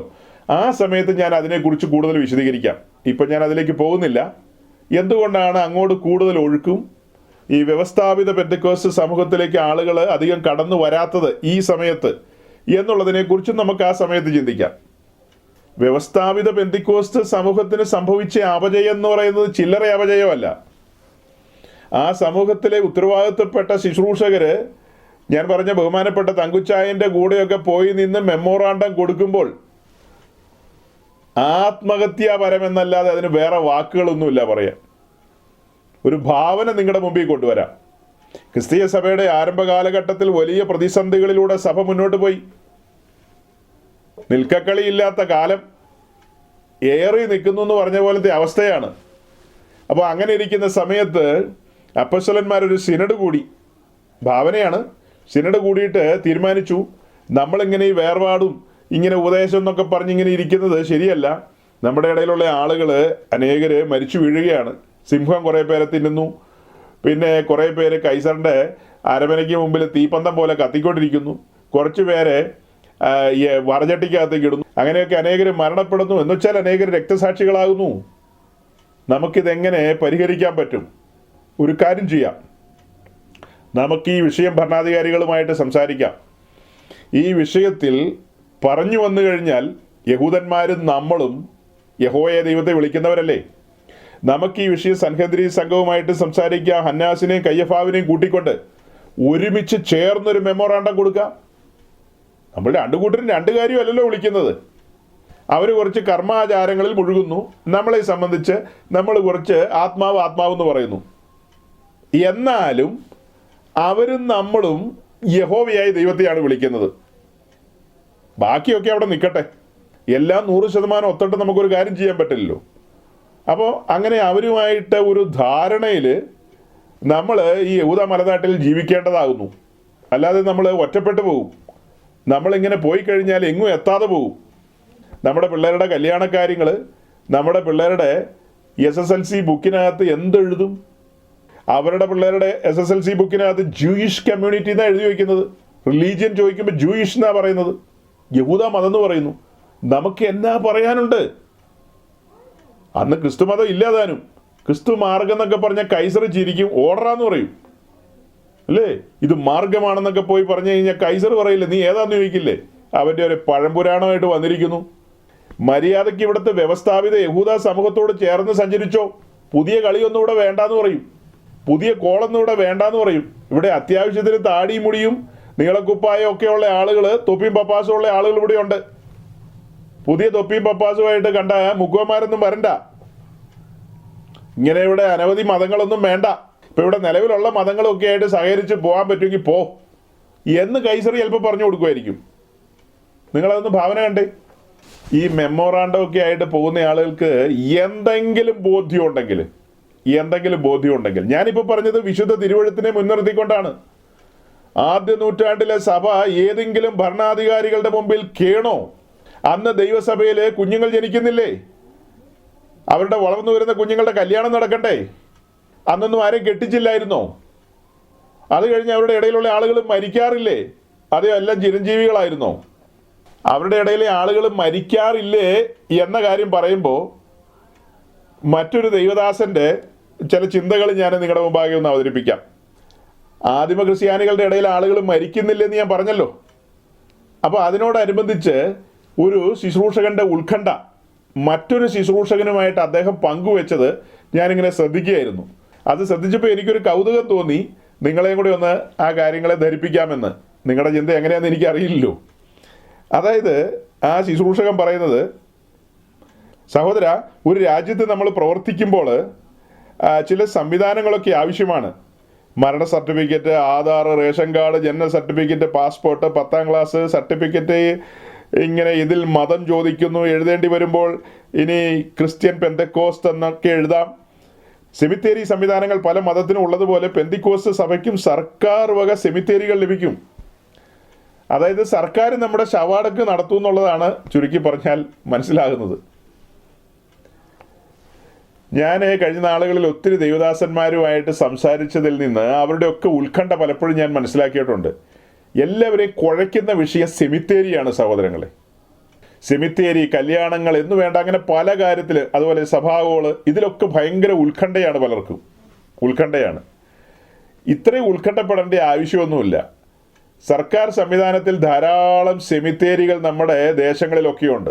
ധാരാളം സെമിത്തേരികൾ. ആ സെമിത്തേരികളൊക്കെ വേണമെങ്കിൽ നമുക്ക് പ്രയോജനപ്പെടുത്താം. പക്ഷെ നമ്മുടെ കുലമഹിമ വെച്ചും തറവാടിത്തം വെച്ചും അങ്ങനെയുള്ള സെമിത്തേരികളിൽ കടന്നാൽ നമുക്ക് ഉറക്കം വരില്ലാത്തത് കൊണ്ടാണ് നമ്മൾ ഗവൺമെൻറ് സംവിധാനങ്ങളുടെ മുമ്പിൽ പോയി നമ്മളിങ്ങനെ പതിയെ വാലാട്ടി നിൽക്കുന്നത്, താഴ്മയോടെ നിൽക്കുന്നത്. കിട്ടുന്ന അപ്പക്കഷ്ണങ്ങളും ഔദാര്യങ്ങളും ഒക്കെ ഉണ്ടല്ലോ. ഇവിടെയാണ് ഞാൻ പറഞ്ഞത്, 1-ാം നൂറ്റാണ്ടിലെ സഭയിൽ ആളുകൾ മരിച്ചിരുന്നില്ലേ? അന്ന് തന്നെ ഉണക്കി സൂക്ഷിക്കുമായിരുന്നോ? മരിച്ചാൽ എവിടെയെങ്കിലും അടക്കാൻ എന്തെങ്കിലും സംവിധാനം ഉണ്ടാകില്ലേ? അപ്പം നമുക്കതിനകത്ത് കഷ്ടപ്പാടൊക്കെ ഉണ്ടെന്ന് പറഞ്ഞാൽ ആ കഷ്ടങ്ങൾ നമ്മൾ സഹിക്കണം. അവിടെയും ഒരു വാക്ക് നമ്മൾ ശ്രദ്ധിക്കണം, ഞാനോ ലോകാവസാനത്തോളോ എല്ലാ നാളും നിന്നോട് കൂടെയുണ്ടെന്ന്. നീക്കുപോക്കുകൾ എൻ്റെ പക്കലുണ്ട്. എൻ്റെ ജനമായ ഇസ്രായേലിനെ ഞാൻ ആഴിയുടെ നടുവിലൂടെ ഉണങ്ങിയ നിലത്തെന്ന പോലെ നടത്തിയെങ്കിൽ നിന്നെ അടക്കാനാണോ ഈ ഭൂമിയിൽ 6 അടി മണ്ണില്ലാത്തത്? അത് എവിടെയെങ്കിലും ഞാൻ ഒരുക്കുമെന്ന് സ്വർഗത്തിലെ ദൈവം പറയില്ലേ? നമ്മൾ സാധാരണ പറയും നമ്മുടെ ദൈവം അത്ഭുതങ്ങളുടെ ദൈവമാണ്, ഞങ്ങൾക്ക് വേണ്ടി വൻകാര്യങ്ങൾ ചെയ്യുമെന്ന്. എന്നാൽ ഈ സെമിത്തേരി കാര്യത്തിൽ എന്താ ഈ ദൈവം വൻകാര്യങ്ങൾ ചെയ്യാത്തത്? ഈ ദൈവം എന്താ അത്ഭുതവാനല്ലേ ആ കാര്യത്തിൽ? അതിൽ സഖാവിൻ്റെ കാൽ പിടിക്കണോ? നമ്മുടെ വലിയവനും ഭയങ്കരനുമായ ദൈവം നമ്മുടെ സഖാവിൻ്റെ നേരെ ഒന്ന് നോക്കിയാൽ എന്തായിരിക്കും അവസ്ഥ? എന്താ നമ്മുടെ ദൈവം സഖാവിനോട് പറയാത്തത്? എൻ്റെ കുഞ്ഞുങ്ങൾക്ക് മരിക്കുമ്പോൾ അടക്കാനായിട്ട് കുറച്ച് മണ്ണ് കൊടറാ ഉവയെന്ന് പറയാത്തത് എന്താ? അപ്പോൾ ദൈവത്തിന് നമ്മുടെ കാര്യത്തിൽ ഒരു കൺസേൺ ഇല്ലേ? നാം വിശ്വാസത്താൽ നീതീകരിക്കപ്പെട്ടു, വിശ്വാസ സ്നാനത്തിൽ നമ്മുടെ രക്ഷകനുമായി ചേർന്നു. തുടർന്ന് നമ്മുടെ കർത്താവ് വാക്തത്വം പോലെ പരിശുദ്ധാത്മാവിനാൽ നമ്മെ നിറച്ചു, വാക്തത്വങ്ങളിലൂടെ നമ്മെ നടത്തി. ആ ദൈവം നമ്മൾ ചത്താൽ കുഴിച്ചിടാനുള്ള 6 അടി മണ്ണ് നമുക്ക് വേണ്ടി എങ്ങും കരുതില്ലെന്ന് പറഞ്ഞു കഴിഞ്ഞാൽ അതൊരു തമാശയായി പോവില്ലേ? അതിനുവേണ്ടി നമ്മൾ ഇത്രയും കോംപ്രമൈസ് ചെയ്യണോ? നമ്മൾ എത്ര തലയെടുപ്പോടെ നിൽക്കേണ്ട സമൂഹമാണ്. ഭരണാധികാരികൾ നമ്മുടെ അടുക്കൽ വന്നിട്ട് ചോദിക്കണം, നിങ്ങൾക്ക് വല്ല സഹായം ഞങ്ങൾ ചെയ്തു തരണമെന്ന് ചോദിക്കുകയാണെങ്കിൽ നമ്മൾ പബ്ലിക്കിനോട് പറയുന്നതിൽ ന്യായമുണ്ട്. ഞങ്ങളുടെ ദൈവം വലിയവനും ഭയങ്കരനുമായ ദൈവമാണ്, അവിടുന്ന് സർവശക്തനാണ്, ആ ദൈവത്തിന് കഴിയാത്തൊരു കാര്യമില്ല എന്നൊക്കെ പറയുന്ന നമ്മളാണ് രാജ്യത്തിൻ്റെ ഭരണാധികാരികളുടെ മുമ്പിൽ പോയി കേഴുന്നത്.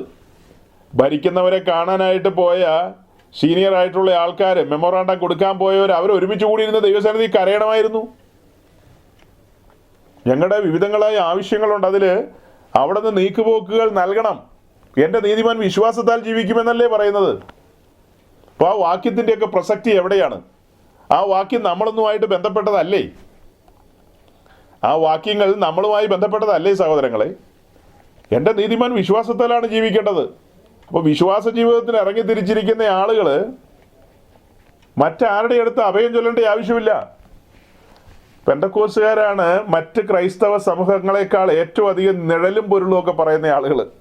ഭയങ്കര നിഴലും പൊരുളും ഒക്കെ പറഞ്ഞു കളയും. അതായത് നമ്മൾ മിസ്രൈമിലായിരുന്നു, മിസ്രൈമിൽ നിന്ന് വിടുവിച്ചു, ചെങ്കടലും കടത്തി മരുഭൂമി വഴിയായി നമ്മളെ വാഗ്ദത്ത ദേശത്തേക്ക് കൊണ്ടുപോകുക എന്നൊക്കെ ഭയങ്കര വായിൽ പറഞ്ഞു കളയും.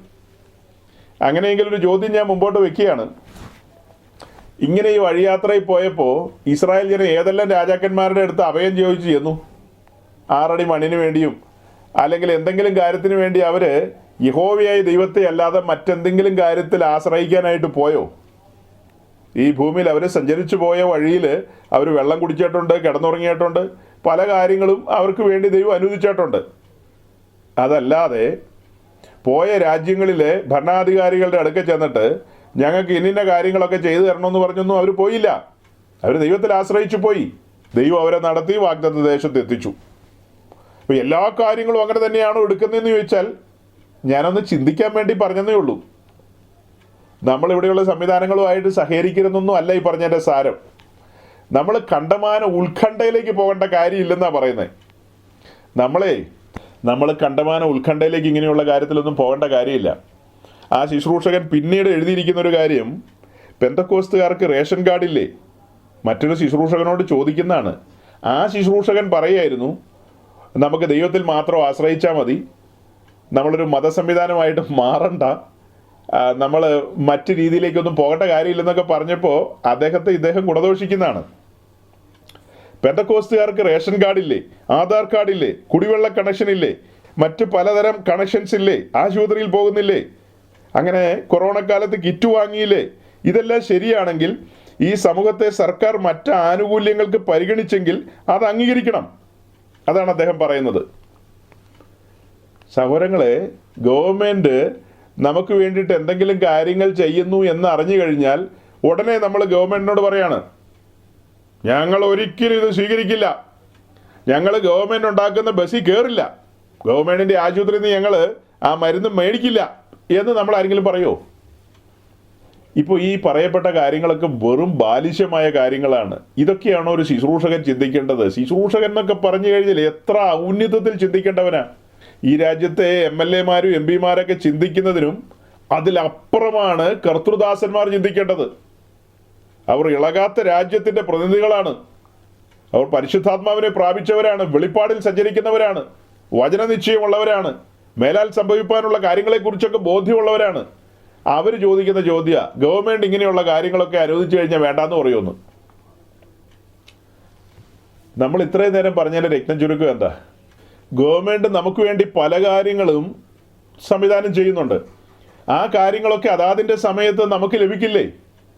ഇപ്പം നമുക്ക് വേണ്ടിയല്ലേ ഇന്ത്യ ഗവൺമെൻറ് ഒമാനിൽ കിടക്കുന്ന ആ ഗ്യാസ് കപ്പലിൽ കയറ്റി ഇവിടെ കൊണ്ടുവന്ന് അതിനെ കംപ്രസ് ചെയ്ത് ആ സിലിണ്ടറിനകത്താക്കിയിട്ട് അതാത് സമയത്ത് നമുക്ക് ആ സിലിണ്ടറൊക്കെ തരുന്നത്? അതായത് നമ്മൾ പറയുമോ നമുക്ക് സിലിണ്ടറൊന്നും വേണ്ട, അങ്ങനെ ഞങ്ങൾ ഗവൺമെൻറ്റിൻ്റെ അധികാരം സ്വീകരിക്കില്ലെന്ന് പറയുമോ? നമ്മൾ പറഞ്ഞതിൻ്റെ ഗൗരവം എവിടെയാണെന്ന് മനസ്സിലായോ? ഗവൺമെൻറ് സംവിധാനങ്ങളിൽ നമ്മൾ നമ്മുടെ അവകാശങ്ങൾക്ക് വേണ്ടിയും അധികാരങ്ങൾക്ക് വേണ്ടിയും ആ കാര്യങ്ങൾക്ക് വേണ്ടി മെമ്മോറാണ്ടമായി പോകുന്നതിനാണ് നമ്മൾ എതിര് പറഞ്ഞത്. സർക്കാർ നമുക്ക് വേണ്ടി കരുതിയ കാര്യങ്ങളൊക്കെ നമുക്ക് അനുഭവിക്കാൻ പറ്റുന്നേ എന്ന് കരുതി എല്ലാം അനുഭവിക്കാൻ പറ്റില്ല കേട്ടോ, തെറ്റിദ്ധരിച്ചേക്കരുത്. നമ്മുടെ ബഹുമാനപ്പെട്ട ഗവൺമെൻറ് നമ്മുടെ ദേശത്തുള്ള എല്ലാ മനുഷ്യരെയും മുൻ കണ്ടുകൊണ്ടാണ് ദേശത്ത് ബിവറേജിൻ്റെ ഔട്ട്ലെറ്റുകൾ സ്ഥാപിച്ചിരിക്കുന്നത്. അതായത് ഈ ദേശത്തുള്ള എല്ലാ പൗരന്മാർക്കും വേണ്ടിയിട്ടാണ്, അല്ലാതെ അത് കുറച്ച് ഹിന്ദുക്കൾക്കോ കുറച്ച് മുസ്ലിങ്ങൾക്കോ കുറച്ച് കത്തോലിക്കർക്കോ അല്ലെങ്കിൽ കുറച്ച് അവർക്കോ ഇവർക്കോ വേണ്ടി അങ്ങനെയൊന്നും റിസർവ് ചെയ്തിട്ടില്ല. ബിവറേജിൻ്റെ ഔട്ട്ലെറ്റ് എല്ലാവർക്കും വേണ്ടിയുള്ളതാണ്. നമ്മുടെ സർക്കാർ തന്നെ ഉൽപ്പാദിപ്പിക്കുന്ന ഒരു മദ്യം ഉണ്ടെന്നാണ് ഞാൻ കേൾക്കുന്നത്, ജവാൻ എന്നങ്ങാണ്ട് അതിൻ്റെ പേര്. ആ മദ്യം നമ്മുടെ ദേശത്തുള്ള എല്ലാ പൗരന്മാർക്കും സ്ത്രീ പുരുഷന്മാർക്ക് എല്ലാവർക്കും വേണ്ടിയിട്ടാണ് ആ സംവിധാനങ്ങൾ ഒരുക്കുന്നത്. പക്ഷെ ഗവൺമെൻറ് ഒരുക്കുന്ന സംവിധാനമാണെന്ന് പറഞ്ഞ് നമ്മൾ ആരെങ്കിലും അത് മേടിക്കാൻ പോകാറുണ്ടോ? അതിൽ അവകാശം പറയാൻ പോകാറുണ്ടോ? ഒരിക്കലുമില്ല. കാരണം നമുക്ക് വീണ്ടും വിചാരമുണ്ട് അത് നമുക്കുള്ളതല്ല, അത് വേറെ ആളുകൾക്കുള്ളതാണെന്നുള്ളത്. അതുപോലെ തന്നെയാണെന്നേ പൊതുവായി ഗവൺമെൻറ് നമുക്ക് വേണ്ടി ഒരുക്കി വെച്ചിരിക്കുന്ന കാര്യങ്ങളൊക്കെ നമ്മൾ സന്തോഷത്തോടെ സ്വീകരിക്കണം. നമ്മുടെ ഭരണാധികാരികൾക്ക് വേണ്ടി പ്രാർത്ഥിക്കണം. അവർക്ക് പരിജ്ഞാനവും വിവേകവും ലഭിക്കേണ്ടതിന്, ജനത്തെ ക്ഷേമത്തോടെ ഭരിക്കേണ്ടതിന്. അത് നമ്മുടെ ഉത്തരവാദിത്വമാണ്. അപ്പസ്വലന്മാർ നമ്മളെ പഠിപ്പിച്ചിരിക്കുന്നത് അങ്ങനെയാണ്. ഭരണാധികാരികൾക്ക് നമ്മൾ കീഴടങ്ങിയിരിക്കണം. അപ്പോൾ തിരുവുള്ളമുണ്ടായിട്ട് നമ്മുടെ വലിയവനായ ദൈവം ഭരണാധികാരികളുടെ മനസ്സുണർത്തിച്ചിട്ട് നമുക്ക് ലഭിക്കേണ്ടതായ കാര്യങ്ങൾ അവരിലൂടെ നമുക്ക് ലഭിക്കാനായിട്ട് സാഹചര്യം ഒരുക്കും. അങ്ങനെ കാര്യങ്ങൾ ഒരുങ്ങി വരുന്നില്ലെങ്കിൽ നമ്മൾ എന്ത് മനസ്സിലാക്കണം? അത് ദൈവത്തിൻ്റെ ഹിതത്തിൽപ്പെട്ട കാര്യമല്ല. നമ്മളിപ്പോൾ വെപ്രാളപ്പെട്ട് അവിടെ ചെന്ന് ഇങ്ങനെ ഇടിച്ചുകൊണ്ടിരിക്കേണ്ട ആവശ്യമില്ല. അതിൽ ദൈവഹിതമുണ്ടോ ഇല്ലയോ എന്നുള്ളത് ആരാഞ്ഞ് അന്വേഷിക്കണ്ടേ? യോശുവയുടെ പുസ്തകം 9-ാം അധ്യായത്തിൻ്റെ 14-ാം വാക്യത്തിൽ നമ്മൾ വായിക്കുന്നുണ്ട്, ഹിവ്യർ ഇസ്രായേൽ ജനത്തിൻ്റെ നടുവിലേക്ക് കടന്നു വന്നു. അപ്പോൾ ഇസ്രായേൽ ജനം യഹോവയെ ദൈവത്തോട് ആലോചന ചോദിക്കാതെ അവർ കൊടുത്ത ഭക്ഷണ പദാർത്ഥങ്ങൾ ഭക്ഷിച്ചു എന്ന്, അത് യഹോവയ്ക്ക് അനിഷ്ടമായി തീർന്നു എന്ന്. അതുപോലെ ദൈവസഭ ഈ ഭൂമിയിൽ സഞ്ചരിക്കുന്ന കാലത്ത് യഹോവയെ ദൈവത്തിൻ്റെ ആലോചനയ്ക്ക് അനുസരിച്ചാണ് നമ്മൾ ഓരോരോ കാര്യങ്ങൾ കൈകാര്യം ചെയ്യേണ്ടത്. അതല്ലാതെ നമ്മുടെ ബുദ്ധിക്ക് അനുസരിച്ച് നമ്മൾ കടന്നു ചെന്ന് ഞങ്ങൾക്ക് ചവാടക്ക് നടത്തണം, സെമിത്തേരി വേണമെന്നൊക്കെ പറയുമ്പോൾ, അതായത് അതൊരു കീറാമുട്ടി വിഷയമാണെന്നും പല ശുശ്രൂഷകന്മാരും അതിൽ വളരെ ഞെരുങ്ങുന്നവരാണെന്നും ഒക്കെ എനിക്കറിയാം. അതൊക്കെ വാസ്തവമാണ്. അതൊക്കെ എന്തുകൊണ്ടാണ് വലിയ ഞെരക്കത്തിലേക്ക് നമ്മൾ പോകുന്നതെന്ന് ചോദിച്ചാൽ, നമ്മൾ എപ്പിസ്കോപ്പൽ സമൂഹങ്ങളുടെ ഒരു സിസ്റ്റത്തിലേക്കാണ് പലപ്പോഴും പോകുന്നത്. അവരുടെ ശവാടക്കിൻ്റെ രീതി പോലെ 1000 മുത്തുക്കുടകളും വെള്ളിക്കുരിശും പൊൻകുരിശും അതുപോലെ 2-3 മെത്രാച്ചന്മാരും ഒരു 100 അച്ഛന്മാരും എന്ന് വേണ്ട വലിയ കൊഴുപ്പിച്ചാണ് അവരൊക്കെ പല കാര്യങ്ങളും നടത്തുന്നത്. അപ്പോൾ അതിൽ നിന്നൊക്കെ വന്നിട്ടുള്ളവരാണ് നമ്മുടെ ഇടയിലുള്ളത്. ആഘോഷകരമായൊരു ശവാടക്ക് നമ്മുടെ ആൾക്കാരും ആഗ്രഹിക്കുന്നുണ്ട്. നമ്മൾ വചനത്തിലേക്കൊന്ന് മടങ്ങിപ്പോയി ചിന്തിച്ചാൽ 1-ാം നൂറ്റാണ്ടിലെ ഭക്തന്മാർക്ക് നല്ലൊരു അടക്കമൊന്നും ലഭിച്ചില്ല സഹോദരങ്ങളെ, നല്ല അടക്കമൊന്നും ലഭിച്ചില്ല. അന്നൊന്നും ഇന്ന് ഈ കാണിക്കുന്ന പോലത്തെ ഉള്ള മേളക്കൊഴുപ്പിൻ്റെ കല്യാണങ്ങളൊന്നും അല്ല നടന്നിരുന്നത്. വലിയ കൊട്ടാര സദൃശ്യമായ ബംഗ്ലാവുകളൊന്നും വെച്ച് അതിൽ കയറി താമസിക്കാൻ വേണ്ടി കാണിക്കുന്ന വെപ്രാളങ്ങൾ, ഇതൊന്നും പൂർവന്മാരായ വിശുദ്ധന്മാരുടെ ജീവിതത്തിൽ ഇല്ലായിരുന്നു. അവരുടെ അന്യരും പരദേശികളും എന്നുള്ള നിലയിൽ മുന്നോട്ട് ജീവിച്ചു പോവുകയായിരുന്നു. ശരിക്കും ഈ കാലഘട്ടത്തിലെ ശുശ്രൂഷകന്മാരുടെ ഉള്ളിൽ വരേണ്ട വേദന എന്താ? തങ്ങളെ ഏൽപ്പിച്ചിരിക്കുന്ന ആത്മാക്കളെ, അതായത് ആ വ്യക്തികളെ കർത്താവിൻ്റെ മുമ്പാകെ നിർത്തേണ്ടതാണ്. ഏത് മനുഷ്യനെയും ക്രിസ്തുവിൽ തികഞ്ഞവരാക്കേണ്ടതുണ്ട്. കുഞ്ഞാടിൻ്റെ കാന്തയെ ഒരുക്കേണ്ടതുണ്ട്. ഈ കാര്യത്തിലൊക്കെയാണ് വെപ്രാളപ്പെടേണ്ടത്. അല്ലാതെ സെമിത്തേരിക്ക് വേണ്ടിയോ അല്ലെങ്കിൽ മറ്റു കാര്യങ്ങൾക്ക് വേണ്ടിയിട്ടൊന്നുമല്ല. ഞാൻ ഓർക്കുവാണ് ഈ വിശ്വാസ വഴിയിലേക്ക് ഇറങ്ങിത്തിരിച്ച കാലം. ക്രിസ്തുവിനെ കണ്ടെത്തി നമ്മൾ വിശ്വാസ വഴിയിലേക്ക് ചൂടുവെച്ചു. പിന്നത്തേതിൽ ചില ശുശ്രൂഷകന്മാരിലൂടെ നമുക്ക് വിശ്വാസ സ്നാനത്തെക്കുറിച്ച് ബോധ്യം ലഭിച്ചു. അങ്ങനെ വിശ്വാസ സ്നാനത്തിന് ഇറങ്ങിത്തിരിച്ചു. ആ ഇറങ്ങിത്തിരിച്ച സമയത്തൊക്കെ അനുഭവിച്ച സന്തോഷം, ആത്മസന്തോഷം എന്ന് പറയുന്നത് പറഞ്ഞറിയിക്കാൻ കഴിയാത്തതാണ്. ഞാൻ പണ്ടുകാലത്തിൻ്റെ സാക്ഷ്യത്തിൽ തന്നെ പറയാറുണ്ട്, ആ സ്നാനക്കുളത്തിൽ നിന്ന് കയറി വന്നൊരു മതയാനയെ പോലെയായിരുന്നെന്ന്, കൊള്ള കണ്ടു കിട്ടിയ മനുഷ്യനെ പോലെയായിരുന്നെന്ന്. അത്രയ്ക്കും വലിയൊരു സന്തോഷമായിരുന്നു ഉള്ളിൽ ഇങ്ങനെ നുരഞ്ഞു പൊന്തിക്കൊണ്ടിരുന്നത്. ആ സമയത്തൊന്നും ഞാൻ ഞങ്ങളുടെ അവിടുത്തെ ലോക്കൽ ശുശ്രൂഷകനോട് ചോദിച്ചിട്ടില്ല, നമ്മളുടെ ഈ ഫെലോഷിപ്പിന് ശവം അടക്കാൻ എന്തെങ്കിലും സംവിധാനം ഉണ്ടോ ദൈവദാസനെന്ന് ഞാൻ ചിന്തിച്ചിട്ട് പോലുമില്ല. അയ്യോ, എനിക്കറിയാവുന്ന ഒത്തിരി ഭക്തന്മാരായ ശുശ്രൂഷകന്മാരുണ്ട്, അവരൊക്കെ മൺമറഞ്ഞു പോയി. അത്തരം ദൈവദാസന്മാരൊക്കെ എങ്ങനെ സെമിത്തേരി സംഘടിപ്പിക്കാം, എവിടെ കുഴിച്ചിടാമെന്നുള്ള കാര്യത്തിനല്ലായിരുന്നു അവരൊക്കെ ഉത്കണ്ഠപ്പെട്ടത്. തങ്ങളെ ഏൽപ്പിച്ചു കിട്ടിയിരിക്കുന്ന വിശുദ്ധന്മാർ അവരുടെ ജീവിതത്തിൽ അവർ അനുദിനം മരിക്കുന്നുണ്ടോ, ദിവസേന മരിക്കുന്നുണ്ടോ എന്ന കാര്യത്തിലായിരുന്നു അവർക്ക് ഉത്കണ്ഠ. സെമിത്തേരിയുടെ വിഷയത്തിലല്ലായിരുന്നു അവർക്ക് ഉത്കണ്ഠ. തങ്ങളെ ഏൽപ്പിച്ചിരിക്കുന്ന ആട്ടിൻകൂട്ടം അവർ പാപസംബന്ധമായി മരിച്ചവരാണോ, അവർ ലോകത്തിന് മരിച്ചവരാണോ, അവർ സ്വയത്തിന് മരിച്ചവരാണോ, ഈ വിഷയങ്ങളിലൊക്കെയായിരുന്നു അവർക്കൊക്കെ ഉത്കണ്ഠ. തങ്ങളുടെ കൂട്ടു സഹോദരങ്ങൾ ദിവസേന മരിക്കുന്നവരാണോ? പൗലോസ് മാതൃകയോടെ നിൽക്കുന്നത് അവരുടെ മുമ്പിൽ. ഞാൻ ദിവസേന മരിക്കുന്നെന്നാ പറയുന്നത്. സെമിത്തേരിയെ കുറിച്ചൊന്നും ഈ ലേഖനത്തിൽ എങ്ങും കാണുന്നില്ല സഹോദരങ്ങളെ. ഈ അപ്പോസ്തലന്മാരെയൊക്കെ എവിടെ അടക്കി എന്നുള്ളതിനെ കുറിച്ചുള്ള യാതൊരു ഐഡിയ നമുക്ക് ലഭിക്കുന്നില്ല.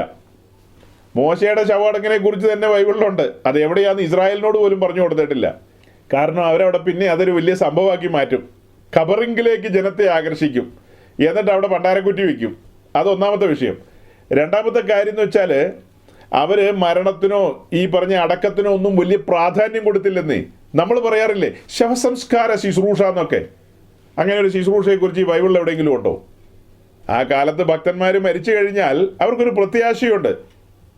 നേരത്തോട് നേരം കഴിയുന്നതിന് മുമ്പ് തന്നെ പൂപ്പിച്ച് ഒരു പരുവത്തിലാക്കാതെ അവർ കൊണ്ടുപോയി മണ്ണിൽ മറവ് ചെയ്യും.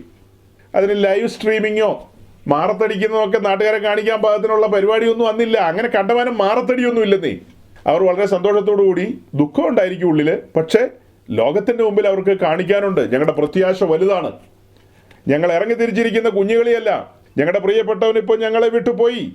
ആദ്യം വന്ന വണ്ടിയിൽ പുള്ളി കയറിപ്പോയി, അടുത്ത വണ്ടിയിൽ ഞങ്ങളും പോവും. ഞങ്ങളൊരു മനോഹര ദേശത്തെ കാംക്ഷിക്കുന്ന ആളുകളാണ്. ഞങ്ങളിവിടെ അന്യരും പരദേശികളുമാണെന്നേ. ഞങ്ങൾക്ക് ആരുടെ ഔദാര്യം വേണ്ട. ഞങ്ങൾക്ക് അവകാശപ്പെട്ടത് വല്ലതും തരാൻ മനസ്സുള്ളവരുണ്ടെങ്കിൽ തന്നേരെ. വലുവനായ ദൈവം നമുക്ക് വായു ഫ്രീ ആയിട്ട് തരാമെന്ന് പറഞ്ഞിട്ടുണ്ട്. മഞ്ഞും മഴയും അതിന് ഇപ്പോൾ പിണറായി വിജയൻ്റെയോ ഉമ്മൻചാണ്ടിയുടെയോ നരേന്ദ്രമോദിയുടെയോ ഒന്നും മുമ്പിൽ പോയി നമ്മൾ കുമ്പിട്ട് നിൽക്കേണ്ട ആവശ്യമില്ല. അതൊക്കെ നമ്മുടെ വലുവനായ ദൈവം നമുക്ക് അനുവദിക്കും. പിന്നെ പൈപ്പ് കണക്ഷൻ, അതിന് ആപ്ലിക്കേഷൻ കൊടുക്കുക. ആപ്ലിക്കേഷൻ കൊടുത്ത് അവർ സ്വീകരിക്കുമെങ്കിൽ സ്വീകരിച്ചിട്ട് അതിനുള്ള ചെല്ലാനടയ്ക്കുക. പൈപ്പിലൂടെ വെള്ളം വരും, ടാപ്പ് തുറക്കുക, കുടിക്കുക, അത്ര തന്നെ. അതല്ലാതെ സെമിത്തേരി കിമിത്തേരി എന്നൊക്കെ പറഞ്ഞ് ഈ രാഷ്ട്രീയ പാർട്ടികളുടെയൊക്കെ തോളത്ത് കൈയിട്ട് യോശുവ 9:14 കുറിച്ച് വെച്ചോ ഉപദേശിമാർ. ഇനി എഫ്രൈമിനെ കുറിച്ചൊക്കെ എന്താ എഴുതിയിരിക്കുന്നത്? 78 സങ്കീർത്തനം 9 വാക്യത്തിൽ എഫ്രൈമുമായി ബന്ധപ്പെട്ടൊരു വാക്യം നമ്മൾ കണ്ടിട്ടുണ്ടല്ലോ. ആയുധം ധരിച്ച വില്ലാളികളായ എഫ്രൈമ്യർ യുദ്ധ ദിവസത്തിൽ പിന്തിരിഞ്ഞു പോയെന്ന്. ആയുധം ധരിച്ച എഫ്രൈമ്യർ യുദ്ധ ദിവസത്തിൽ പിന്തിരിഞ്ഞു പോയി. ദുരന്തമല്ലേ? ഇസ്രായേലിൻ്റെ നടുവിലെ പോരാളികളാണ് എഫ്രൈമർ. ആയുധം ധരിച്ചൊക്കെയാണ് നിൽക്കുന്നത്, പക്ഷേ അവർ പിന്തിരിഞ്ഞു പോയെന്ന്. വേറൊരു ഭാഗത്ത് നമ്മൾ അവരെക്കുറിച്ച് വായിക്കുന്നില്ലേ, അവർ ജാതികളോട് ഇടകലർന്നെന്ന്. അവർ അന്നാസിനെയും കയ്യഫാവിനെയും വിളിച്ച് മെമ്മോറാണ്ടമായിട്ട് കൈസറുടെ അടുക്ക പോയിന്ന്. ചേരാൻ പാടില്ലാത്തവരൊക്കെയായിട്ട് ചേർന്ന് ഉപദേശത്തിൽ അയവുള്ളവരായി തീർന്നു. ലേവ്യാപുസ്തകം 22:9 എഴുതിയിരിക്കുന്നത് എന്താ? എൻ്റെ പ്രമാണങ്ങളെ നിങ്ങൾ നിസ്സാരമാക്കരുത്. അങ്ങനെ നിസ്സാരമാക്കിയാൽ പാപം കടന്നു വരും, അതിൻ്റെ പുറകിൽ മരണം നിങ്ങളെ പിടിക്കും. അപ്പോൾ പ്രമാണങ്ങളെ കണ്ണിൻ്റെ കൃഷ്ണമണി പോലെ സൂക്ഷിക്കേണ്ടവരാണ് നമ്മൾ. അടുത്ത ദിവസം നമുക്ക് അതിനെക്കുറിച്ച് ഗൗരവത്തിൽ ചിന്തിക്കാം. അപ്പം ഞാനെൻ്റെ വാക്കുകളെ പതിയെ ചുരുക്കുകയാണ്. ഇതിനിടയിൽ മറ്റൊരു ദേവദാസൻ പറഞ്ഞ കാര്യങ്ങളൊക്കെ ഞാൻ നിങ്ങളോട് പറഞ്ഞു. അതായത് ഗവൺമെൻറ് സംവിധാനങ്ങളിൽ നിന്ന് ഈ ലഭിക്കപ്പെടുന്ന കാര്യങ്ങളൊക്കെ നമുക്ക് വേണ്ടേന്നൊക്കെ അദ്ദേഹം ചോദിക്കുന്നത്. വേണ്ടെന്ന് നമ്മൾ ആരെങ്കിലും പറഞ്ഞോ? നമ്മൾ പറഞ്ഞ കാര്യം ഇത്രയേ ഉള്ളൂ. പൊളിറ്റീഷ്യൻസുമായിട്ടും ഭരണാധികാരികളുമായിട്ടും ഇങ്ങനെ കൈ ഓർക്കാനായിട്ടൊന്നും പോകേണ്ട കാര്യമില്ല. ഓച്ചാനിച്ച് പോയി നിൽക്കേണ്ട ആവശ്യമില്ല. പത്രോസ് അങ്ങനെ നിൽക്കുമായിരുന്നോ? യാക്കോബ് അങ്ങനെ നിൽക്കുമായിരുന്നോ? യോഹന്നാൻ അങ്ങനെ നിൽക്കുമായിരുന്നോ? ഇതാണ് ക്വസ്റ്റ്യൻ. എല്ലാത്തിലും നല്ല പിടിപാടുള്ളയാളാണ് പൗലോസ്. ആ പൗലോസ് അങ്ങനെ പോയി നിൽക്കുമായിരുന്നോ?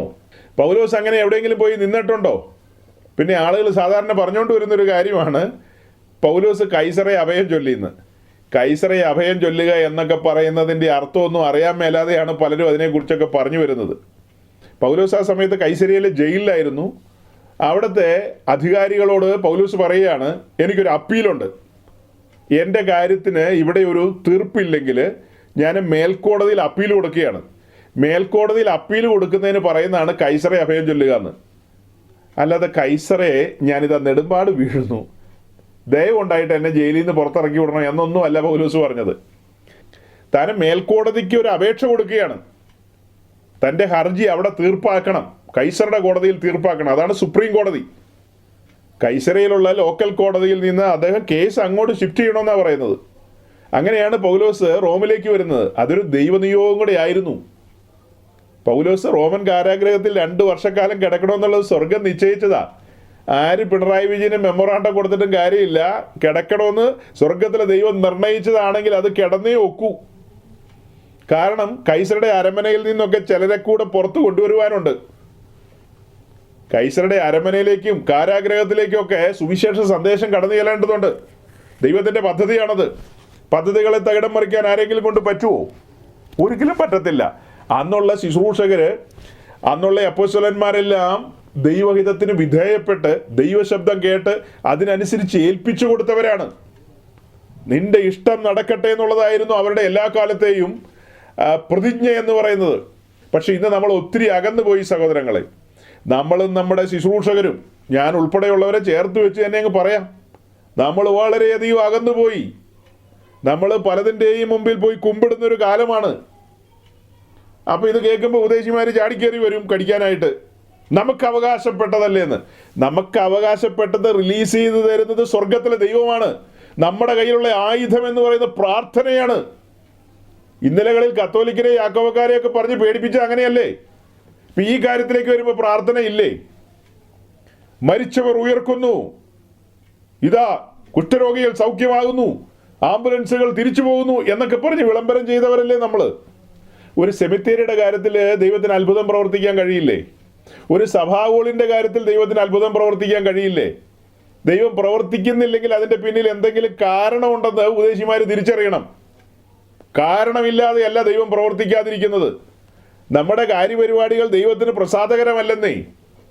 ഏത് മനുഷ്യനെയും ക്രിസ്തുവിൽ തികഞ്ഞവനാക്കുക എന്ന ദൗത്യത്തിന് വേണ്ടി ശുശ്രൂഷകന്മാരുടെ തലമേൽ അഭിഷേകതയിൽ ഒഴിച്ചിട്ട് അവരെ ഇങ്ങനെ സജ്ജമാക്കി നിർത്തിയിരിക്കുമ്പോൾ അവർ ഗൾഫിലും അമേരിക്കയിലൊക്കെ പോയി കുറച്ച് ചില്ലറയൊക്കെ പിരിച്ചുകൊണ്ട് വന്നിട്ട് നാട്ടിൽ കുറേ കെട്ടിടങ്ങൾ പണിതിട്ട് പറയാണ്, ഇതാ ദൈവത്തിൻ്റെ ആലയം എന്നൊക്കെ പറഞ്ഞ് വർത്തമാനം പറയുമ്പോൾ ദൈവത്തിന് പ്രസാദം തോന്നുന്നു ഈ സമൂഹത്തോട്? ഓരോരുത്തരെയും നമ്മൾ ധരിപ്പിക്കുകയും പഠിപ്പിക്കുകയും ചെയ്യേണ്ടത് എന്താ? നാം ഓരോരുത്തരുമാണ് ദൈവത്തിൻ്റെ മന്ദിരം. മറ്റതൊക്കെ മഞ്ഞും മഴയും കൊള്ളാതിരിക്കാനുള്ള ഒരു കെട്ടിടം മാത്രമാണ്. അത് ദൈവത്തിൻ്റെ ആലയമൊന്നുമല്ല. അതിൽ ദൈവസാന്നിധ്യമൊന്നുമില്ല. ദൈവസാന്നിധ്യം ഇതിലാണ്. വിശുദ്ധന്മാരെ നമ്മൾ ഒരുമിച്ച് കൂടുമ്പോൾ അവിടെ ദൈവസാന്നിധ്യം വരും. നമ്മൾ പോയി കഴിഞ്ഞാൽ പിന്നെ അവിടെ ദൈവസാന്നിധ്യം ഇല്ല. അതേസമയം എപ്പിസ്കോപ്പൽ സമൂഹത്തിലുള്ള ആളുകൾ എങ്ങനെയാണ് പഠിക്കുന്നത്? പള്ളി എന്ന് പറഞ്ഞാൽ പള്ളിയിൽ ദൈവമുണ്ട്, ദൈവത്തിൻ്റെ സാന്നിധ്യം പള്ളിക്കകത്തുണ്ടെന്ന് അവർ വിശ്വസിക്കുന്നത്. അവർ ദൈവത്തിൻ്റെ മന്ദിരമാണെന്നും ദൈവത്തിൻ്റെ സാന്നിധ്യം അവരിലുണ്ട്, അവിടെ കള്ളുഷാപ്പിൽ കയറാൻ പാടില്ല, അടിപിടിക്ക് പോകാൻ പാടില്ല എന്നൊന്നും അവർ ചിന്തിക്കുന്നില്ല.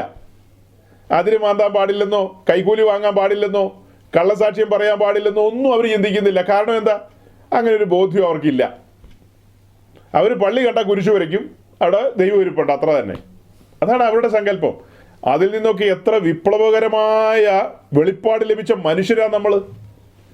നമ്മൾ കീഴോട്ട് പോയി എന്ന് പറഞ്ഞാൽ മതിയല്ലോ. പല നിലകളിൽ ഞാൻ മൊത്തത്തിൽ അങ്ങ് പോയി എന്നൊന്നുമല്ല പറയുന്നത്. എത്രത്തോളം പോയി എന്നുള്ളത് ഞാൻ പറഞ്ഞല്ലോ, നമ്മുടെ അടുത്ത ദിവസത്തെ കൂടിവരവിൽ ഞാൻ പറയാം. എത്രത്തോളം പോയി എന്നുള്ളതിനെ കുറിച്ചൊക്കെ നമുക്ക് നമ്മുടെ അടുത്ത ദിവസത്തെ കൂടിവരവിൽ ചിന്തിക്കാം. അതിൽ ചിന്തിക്കാം. ഇന്ന് കാണുന്ന ഈ സംവിധാനത്തിനൊക്കെ എന്ത് പരിണാമങ്ങൾ സംഭവിക്കും? നമ്മൾ ഈ ന്യൂ ജനറേഷൻ എന്നൊക്കെ പറയുന്നതും ഇവിടെ പറയുന്ന പെന്തിക്കോസ്തും ഇതെല്ലാം വരും ദിവസങ്ങളിൽ ഒന്നായി തീരുമെന്നുള്ള കാര്യങ്ങളൊക്കെ ഏത് രീതിയിലായിരിക്കുമെന്നുള്ളതൊക്കെ നമുക്ക് അടുത്ത ദിവസങ്ങളിൽ ചിന്തിക്കാം. അപ്പോൾ എന്താ നമ്മളിന്ന് ഒരുമിച്ച് കൂടിയപ്പോൾ ചിന്തിച്ചത്? പെന്തക്കോസ്തിനെ ഒരു സഭയായിട്ട് അംഗീകരിച്ചെന്ന്. ശരിക്കും പെന്തക്കോസ്ത് സഭയെന്ന് പറയുന്നൊരു സഭയുണ്ടോ? അങ്ങനെ ഒരു സഭയെക്കുറിച്ച് ബൈബിളിൽ കാണുന്നില്ല. ബൈബിളിൽ കാണുന്നത് ക്രിസ്തു സഭയെക്കുറിച്ചാണ്, ദൈവസഭയെക്കുറിച്ചാണ്. നമ്മൾ ക്രിസ്തു ശിഷ്യന്മാരുമാണ്. ഈ പെന്തക്കോസ്റ്റ് എന്നുള്ള പേര് വഴിയിൽ മറ്റുള്ളവർ ചാർത്തി തന്ന പേരാണ്. പെന്തക്കോസ്റ്റ് സഭ, അങ്ങനെ 100,000 സഭയൊന്നുമില്ല. യേശുക്രിസ്തുവിന് ഒരു സഭയേ ഉള്ളൂ. ആ സഭയിൽ അംഗത്വം ലഭിക്കണമെങ്കിൽ വീണ്ടും ജനിക്കണം, വെള്ളത്താലും ആത്മാവിനാലും ജനിക്കണം. കൊച്ചിൻ്റെ തലയിൽ 56 ദിവസം വെള്ളം തളിച്ചിട്ട് കൊച്ചു ദൈവരാജ്യത്തിൽ പ്രവേശിച്ചു എന്നൊക്കെ ചുമ്മാ സ്വപ്നം കണ്ടിരിക്കാമെന്ന് മാത്രമേ ഉള്ളൂ.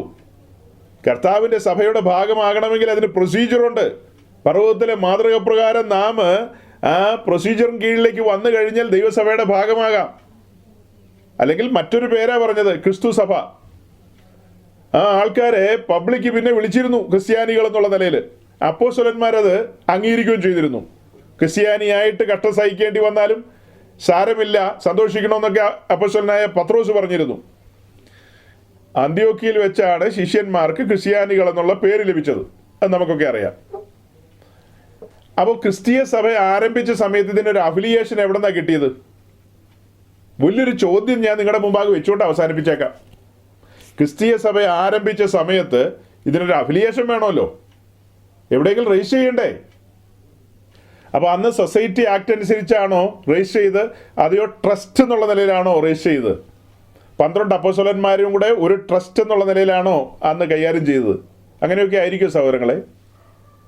ക്രിസ്തീയ സഭയുടെ പിറവി എന്ന് പറയുന്നത് കാൽവറിയിലാണ്. അതിൻ്റെ കരച്ചിൽ കേട്ടത് മാളികമുറിയിലാണ്. ആ സഭയെ അംഗീകരിച്ചത് സ്വർഗത്തിലെ ദൈവമാണ്. ലോകത്തിലെ ഒരു ഭരണാധികാരിയും ഇന്നുവരെ ദൈവസഭയെ അംഗീകരിച്ചിട്ടില്ല. ഈ ലോകത്തിലെ ഭരണാധികാരികൾ അംഗീകരിച്ചിട്ടുള്ളതെല്ലാം ഓർഗനൈസേഷനുകളെയാണ്. കത്തോലിക്ക എന്ന് പറയുന്ന ഒരു ഓർഗനൈസേഷനാണ്. ഓർത്തഡോക്സ് എന്ന് പറയുന്ന വിവിധങ്ങളായ ഓർഗനൈസേഷനുകളുണ്ട്. അതിനെയൊക്കെ അതാത് ഭരണാധികാരികൾ അംഗീകരിച്ചിട്ടുണ്ട്. പെന്തക്കോസ്റ്റ് എന്ന് പറയുന്ന ഒരു ഓർഗനൈസേഷനാണ്, അതിനെ ഭരണാധികാരികൾ അംഗീകരിച്ചിട്ടുണ്ട്. കറക്റ്റാണ്. പക്ഷെ ദൈവസഭയെ ഈ ലോകം ഒരിക്കലും അംഗീകരിക്കില്ല. നമ്മളിന്ന് കാണുന്ന ഈ ഓർഗനൈസേഷൻ എന്നൊക്കെ പറയുന്ന സംവിധാനത്തിലുള്ള നീളക്കുപ്പായക്കാരെയും നീളമുള്ള താടിക്കാരെയും ഒക്കെ ലോകം അംഗീകരിച്ചിട്ടുണ്ട്, സ്വർഗം അംഗീകരിച്ചിട്ടില്ല. സ്വർഗം അംഗീകരിക്കണമെങ്കിൽ പർവ്വതത്തിലെ മാതൃക പ്രകാരമായിരിക്കണം അതിൻ്റെ കാര്യപരിപാടികൾ, അതിൻ്റെ ചലനങ്ങൾ അങ്ങനെയായിരിക്കണം, ആത്മാവിൻ്റെ നടത്തിപ്പിലായിരിക്കണം. നിശ്ചയമായും അങ്ങനെ തന്നെ വേണം, അല്ലാതെ സ്വർഗം അംഗീകരിക്കില്ല. ഇടയ്ക്ക് പറയാൻ വന്നൊരു ചിന്ത അത് പൂരിപ്പിക്കാൻ കഴിയാതെ പോയി. അതായത് നമ്മൾ ഈ മെമ്മോറാണ്ടം കൊടുക്കുന്നതും അംഗീകാരത്തിന് വേണ്ടി പരിശ്രമിക്കുന്ന കാര്യമൊക്കെ പറഞ്ഞല്ലോ. ശരിക്കും നമ്മൾ ഈ സംസാരിച്ചു വന്നതിനകത്ത് കണ്ടെത്തിയൊരു കാര്യമുണ്ട്. സഭയുടെ നാഥനും ഉടമസ്ഥനും യേശുക്രിസ്തുവാണെന്ന്, സഭയുടെ നടത്തിപ്പുകാരൻ പരിശുദ്ധാത്മാവാണെന്നും. സഭയെ സംബന്ധിച്ച് അതിൻ്റെ ഉടമസ്ഥനും നാഥനും യേശുക്രിസ്തുവാണെന്ന് നമ്മൾ കണ്ടു. അതിൻ്റെ നടത്തിപ്പുകാരൻ പരിശുദ്ധാത്മാവാണെന്നും കണ്ടു. അങ്ങനെയെങ്കിൽ അതിൻ്റെ കാര്യപരിപാടികൾ ഭരണാധികാരികളായിട്ടോ മറ്റാരെങ്കിലും ആയിട്ടൊക്കെ പങ്കുവെക്കണമെങ്കിൽ ഉടമസ്ഥനോട് അനുവാദം ചോദിക്കണ്ടേ? ഇപ്പം നമ്മളൊരു സ്ഥാപനത്തിൽ പ്രവർത്തിക്കുകയാണ്. ആ സ്ഥാപനത്തിൽ പ്രവർത്തിക്കുമ്പോൾ അതിൻ്റെ ഉടമസ്ഥൻ്റെ അനുവാദമില്ലാതെ അവിടെ കൂട്ടിച്ചേർക്കലുകളോ മേക്കപ്പുകളോ എന്തെങ്കിലും കാര്യങ്ങളെ ചെയ്യാൻ പറ്റുമോ? നമ്മൾ അടുത്ത ദിവസം ജോലിക്ക് ചെന്നപ്പോൾ നമുക്ക് തോന്നുക ഈ നടുക്കുള്ള ഭിത്തി അങ്ങ് എടുത്തു കളഞ്ഞേക്കാം എന്ന് തോന്നുകയാണെങ്കിൽ ഉടമസ്ഥൻ ഞെട്ടിപ്പോവില്ലേ?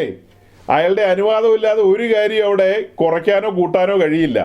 അതുപോലെ തന്നെയാണ് സഭയുടെ ഉടമസ്ഥൻ എന്ന് പറയുന്ന യേശുക്രിസ്തു ആണെങ്കിൽ ഈ പറഞ്ഞ സകല കാര്യങ്ങളും കർത്താവിൻ്റെ അനുവാദമില്ലാതെ നമുക്ക് ചെയ്യാൻ പറ്റുമോ?